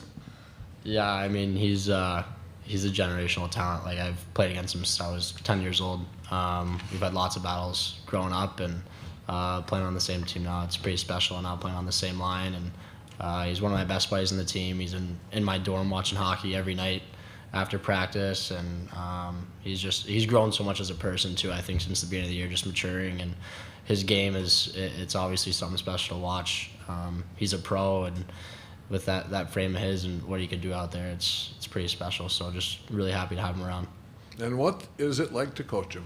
I would just say his overall competitiveness. I think we've got a lot of that with this group, and just his motor, like things that I've talked a lot about Adam this year and all these guys, but things that you wouldn't notice is like Topher Scott brought his daughter out to skate the other day. She's 6 years old, and a couple of the guys, Adam being one of them, goes and hangs out with his daughter for 15 minutes on the ice. Like, I've got an 8 and a 6-year-old, and they've been buzzing around. These guys have all been unbelievable to him. So it's the culture that these guys have created. I think it's credit to them, and Adam's a part of that. All these guys, he doesn't want to be treated like he's a high-end draft pick or thinks that he's above it. They're just teammates and buddies and enjoying the ride. And here in the front. Ryan Zook, M Live in the Ann Arbor News. Going back to Narado for a little bit for Gavin and Dylan, what was your reaction to when you found out he was getting the interim tag removed, and were you surprised at all that came at when it did? No, we weren't surprised at all. He should be here for a long time. But yeah, we knew it was coming. We were so ecstatic, and even when he was, I was going through the recruitment process, and he was hired an assistant coach. He was one of the big reasons why I wanted to play at Michigan, and he was the head coach this year. So it worked out really well, and we couldn't be happier that he was sticking around for a couple more years. Yeah, I definitely was not surprised one bit. Knew that was coming, but I was just happy for him. I think we all were kind of waiting for it to happen, but we all knew it was going to happen. It was just a matter of time, and when it happened, we were ecstatic. We just just felt good for him and knew it was coming. So. Okay, in the back, Jess. Jess Myers. Jess from the Rink Live. Gavin, we had Ryan Johnson up here a couple hours ago, and he's from California. Matthew Nyes is from Arizona. You're a Floridian. Is there a different style, different identity to the guys who grow up in the warm weather areas and, only see ice in its unnatural state? Yeah, it's a little different for sure. I know me growing up, I played pretty much every sport, and hockey was always my number one, but I did pretty much everything, and walking in the rink in flip-flops and shorts every single day. It was just so much fun to come to the rink. I wanted to be there all the time, didn't have to deal with the snow or bad weather or snow days or anything like that. So, like I said, just playing every other sport growing up and being in the water all the time, and there was never a dull moment growing up where you didn't have any fun. So it made coming to the rink a lot more fun for sure. Don't you feel it, Jess? Everyone's mood's better since we got here. It's a vitamin D. If I could just follow up. Can we get the mic so we can have this be heard, please? Thank you. I've heard this from Nyes. How much warm weather clothing does your mother send you on a regular basis, living in Michigan now? None. She, I keep the same 5 pairs of shorts and 5 shirts, and they're all with me this weekend. So, we don't get to good weather too often, but when it's nice in Ann Arbor, it's really nice. So, it's best of both worlds, I guess. All right, right here in the front here, guys, to the right. Alejandro Zuniga, 24/7. Brandon, you guys played in a very difficult Big Ten this year. It was a grind week in, week out. Well, what does having played in that conference do when it's a single game elimination like tomorrow? I think I hope it gives you an advantage just because we've been through it. We've played a lot of tough games all year long, and then tough games without, I think these two guys, don't quote me, are the only ones on the roster that have played every single game, right? So every game's been tough, and we've won some, we've lost some, we've given up leads, we've taken leads back. I think it's good to kind of go through everything and succeed and fail through it, and you just hope that it preps you for one game and anything can happen. Okay, Matt. Hey, Dylan. Matt Baker with the Tampa Bay Times. Just to follow up on a question from earlier, how much are you in contact with the Lightning just as you've developed, and what are the ways your game has kind of grown the most since you've been at Michigan? I talk to them every couple weeks. Our player development guy, JP Cote, I have phone calls with him and just kind of go over my game and what's going on. And then, I talk with the skating coaches pretty regularly just to kind of, work on that aspect of my game. And they can give me little things that, I could do on my own when we have extra ice and extra time. So. Okay, Joshua. Josh Vinoshaw, College Hockey News. Because Jess brought it up, I have to ask, Gavin, how are you supposed to dress for an outfit that's warm weather but then converts into cold weather for the rink? Yeah, it's a little different, but I've been doing it my whole life. It's kind of routine. My dad's side of the family's from Thunder Bay, Ontario, so it's not very warm up there, and I just got lucky, I guess, from Florida. No, so what I mean is we need help. We don't know what to wear here because it's really hot outside and then it's really cold in here. No, seriously, I honestly bring a little zip-up hoodie, I guess, just take it off. I know yesterday I was wearing a zip-up and I had no shirt underneath, so I was just zipping all the way down as soon as I was walking outside. Okay, Paula. Paula Weston, U.S. College Hockey Online. What are your thoughts about your opponent tomorrow, about Quinnipiac? What do you know about them? What are you looking at in terms of this matchup? Who's that for? Everybody. Okay. Coach first. Coach? I would say, first off, we respect Quinnipiac. They're a well-coached team, very predictable in what they do, very structured. I think they have like the most wins in the last 2 years in Division I. We played them last year, so there's some familiarity there. They're a really good team, and whether it's them or BU or us or Minnesota, I think any team that has success this weekend, they have to earn it. And it's not as much about we're prepared for them. We don't do our pre-scouts the day before. These guys knew what Quinnipiac was going to do a week and a half ago, and then we're just working on what our identity is and how we can have success throughout the whole week, and that's what we're worried about. Brins? Yeah, Nar said really well. They're really well structured, well coached.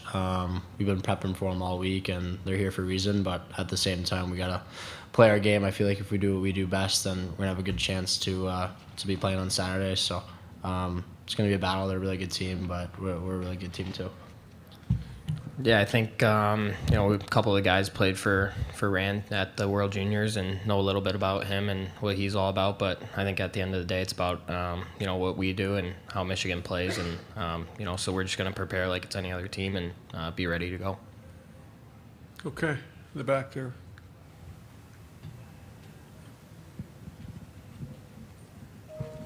Zach Hochberg, Q30 Television. You talk about the grind of playing in the Big Ten week in and week out. What are the pros and cons of getting the extended time off after the Big Ten tournament? Who's that for, Zach? Just everyone in general. Oh, everyone. Brandon, you like the days off? You like the length of time? Somebody asked this right after the tournament or the Big Ten tournament. I could go either way. We could play. I think since we got the week off, you can take advantage of resting everyone's bodies and the recovery part of it and the prep. I don't see it as an advantage or disadvantage. It's what the schedule says, and when it's time to show up, we'll be there. Duker? Yeah, I think Coach hit it right on the head. If we had to play, we'd be ready to go. If we have the time, we'll use the time to prepare and be ready whenever the game is. So.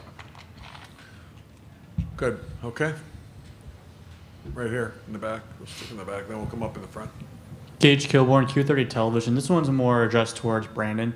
So Quinnipiac is currently a new blood in college hockey. That they made the Frozen Four 3 times in the past 11 years, from being originally a D3 program when Rand first started. Can you talk about what Rand has done to improve the program in his 29 years there? I'm not familiar with his history. I know they're a really good team. I'm just thinking about this year. Did BU make the tournament last year? Did BU? Doesn't matter, right? They won Hockey East, like they're a top 5 team in the country. Minnesota. So I understand. I'm giving an analogy. I'm not familiar with Rand's background. I know they're a really, really good team, and we respect them, and we're gonna have to earn it on Thursday, and we're prepared for that. Okay, in front. Ryan Zoot, I'm live in the Ann Arbor News. Brandon, this is for you. Going back a few years, but what are some maybe similarities and differences from the Frozen Four team you played on compared to this group this year? That's a good question. I think we lost my sophomore year. We were a really, really good team. We lost to a good North Dakota team. They had like Taze and Oshie and those guys. And I think we had 11 freshmen that year, Pacioretty and Caparuso and Pelusia and Carl Hagelin, guys like that. So very similar to this year. The difference would be we didn't have the experience of being in it the year prior. So I think with the sophomores through seniors, I think that's a bigger deal to have been through it and have that experience and just know how to mentally prep and what to be prepared for. But similar dynamic with the young guys. Who's running the playlist, by the way, guys? I think you got Samo running it, yeah. Yeah, we got Samo right now. I don't know, I got kicked off, so. It's much better than last year, for sure. We saw it last year. Yeah. Much better. I mean, I like rap, but too much 90s rap. Way more genre this year. Way more genre. Yeah. Gavin, why did you get kicked off? I don't know. I couldn't tell you. It's freaking politics in there. All right. Okay, right here in front. Nolan Bianchi, Detroit News. Question for Brandon. When you have a strength-on-strength matchup like this, your guys' offense versus their defense, how do you go about beginning to break that down and deciding what you want to do when you know that they're just as good on the other side? Sam, you want to answer this? the same way we do with every team. Here's what they do. Here's what they're good at. Here's where we can expose them. And then we're never going to change what we do. We're going to do it our way. There's just different options inside of situations or structure that our guys know. So we've been preparing to play different styles of game all year.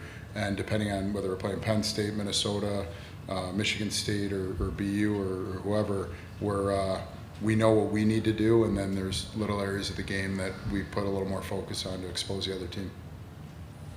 Okay, Julie. Oh, we got to go to Sam. Brandon, can you get up a little closer to the mic too to help us in the game? Thank you.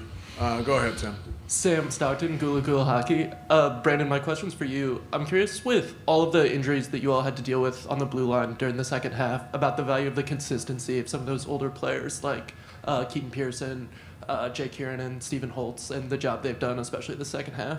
Yeah, no, they've done, all those guys have done an unbelievable job. I think it's great for different guys throughout the year to have the opportunity to get in the lineup, to be on the power play, to be on the penalty kill, because you never know what's going to happen later in the year and when guys need to step up. I think there's been games where Keaton Pearson was a healthy scratch this year, and as an assistant captain, and he's also played with Luke Hughes and played games where he's played 24 minutes. So I think that's big time. I think that's a credit to Keaton and Jay and all these guys and how hard they've worked to prove that they can add value to this team, and the value that they add on and off the ice, more importantly, has been unbelievable this year with the younger guys and just bringing them along and gaining trust and respect.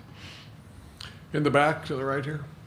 Question for Gavin. Tom Laberger, Forbes.com. A few moments ago in the locker room, Seamus talked about when he was 5, 6 years old, his father purchased a Lightning jersey for him. He became a big Stamkos fan. Did you have any allegiance to the Lightning or any other team or favorite players when you were that age?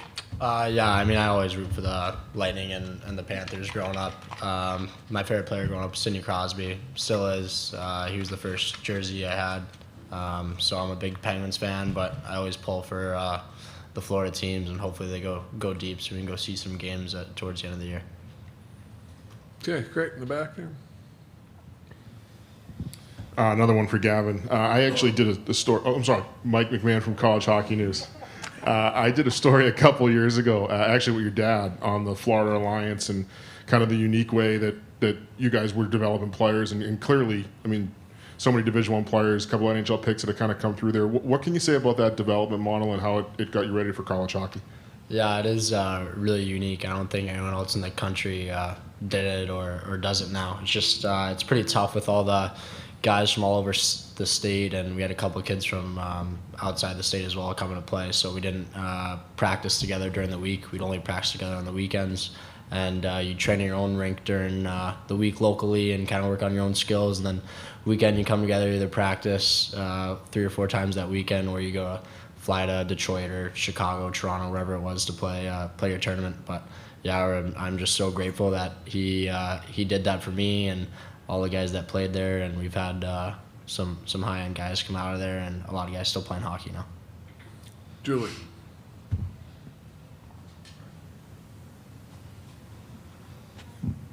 Julie Robenheimer, NHL Network Radio. Fellas, I would like to know the story behind the mullets and kind of where that came from, who started it, who's the barber, what's the upkeep been like.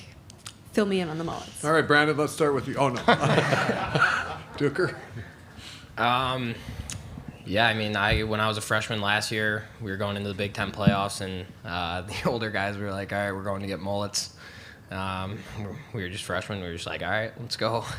We'll do whatever. And then we all went to a barbershop together, made a whole day out of it. We were there for like 2 hours, just hanging out. Everyone got mullets, laughing at each other's different types of mullets we all got. And then we did the same thing this year. And, I mean, it's a fun little day. We try and Captain Olomoy would tell us try and look as ridiculous as possible for playoffs. So, yeah, we got some good mullets and just a fun day. Renz? Yeah, it's I just think it's a fun day for us to be together. We go every Sunday, and I know that a couple of us get them touched up before we came here. Yeah, but this place in Ann Arbor, Barber Studio, they've done an unreal job. I know Nar has been getting his cut there for a while, and he's got a little mullet. He just doesn't show it, but It's a little undercover. but yeah, I like it. I think it's a fun thing to do for playoffs. I know guys like dye their hair and stuff like that, and I just think the mullet's kind of, you could always kind of fix it up after the year and go back to your normal look. So I don't know, I might keep it for a while though. We'll see. But Who's got the best? Who's leading the charge? I don't know. I think Adam's got a pretty good one. He's got long flow, and Johnny's got a good one.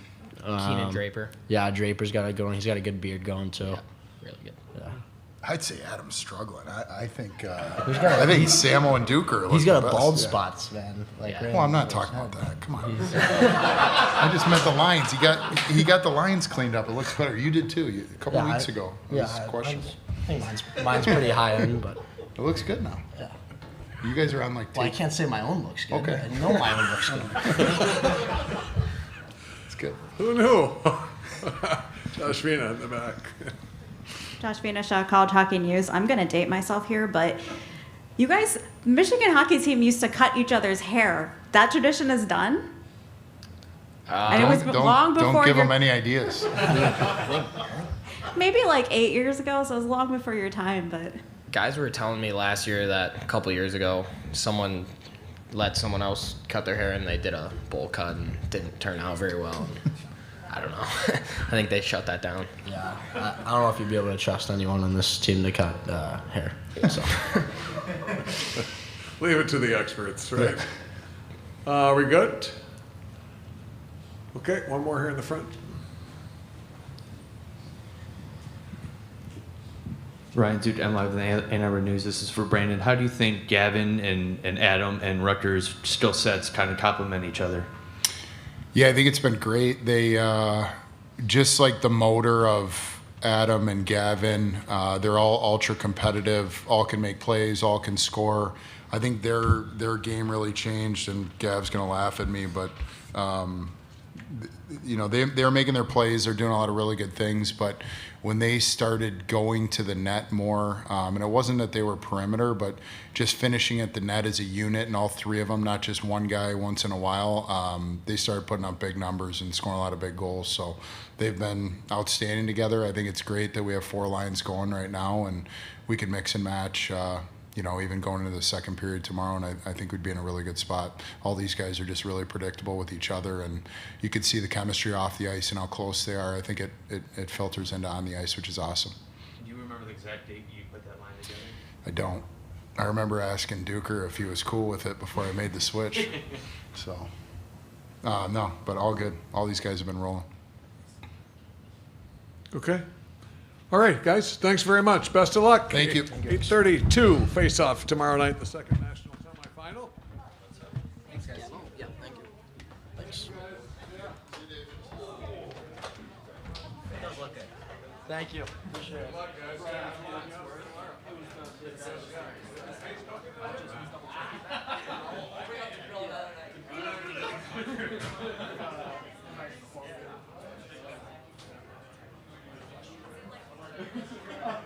Sorry. I was like, what did you say? I wasn't sure we could go together, but same time, he was right on the spot.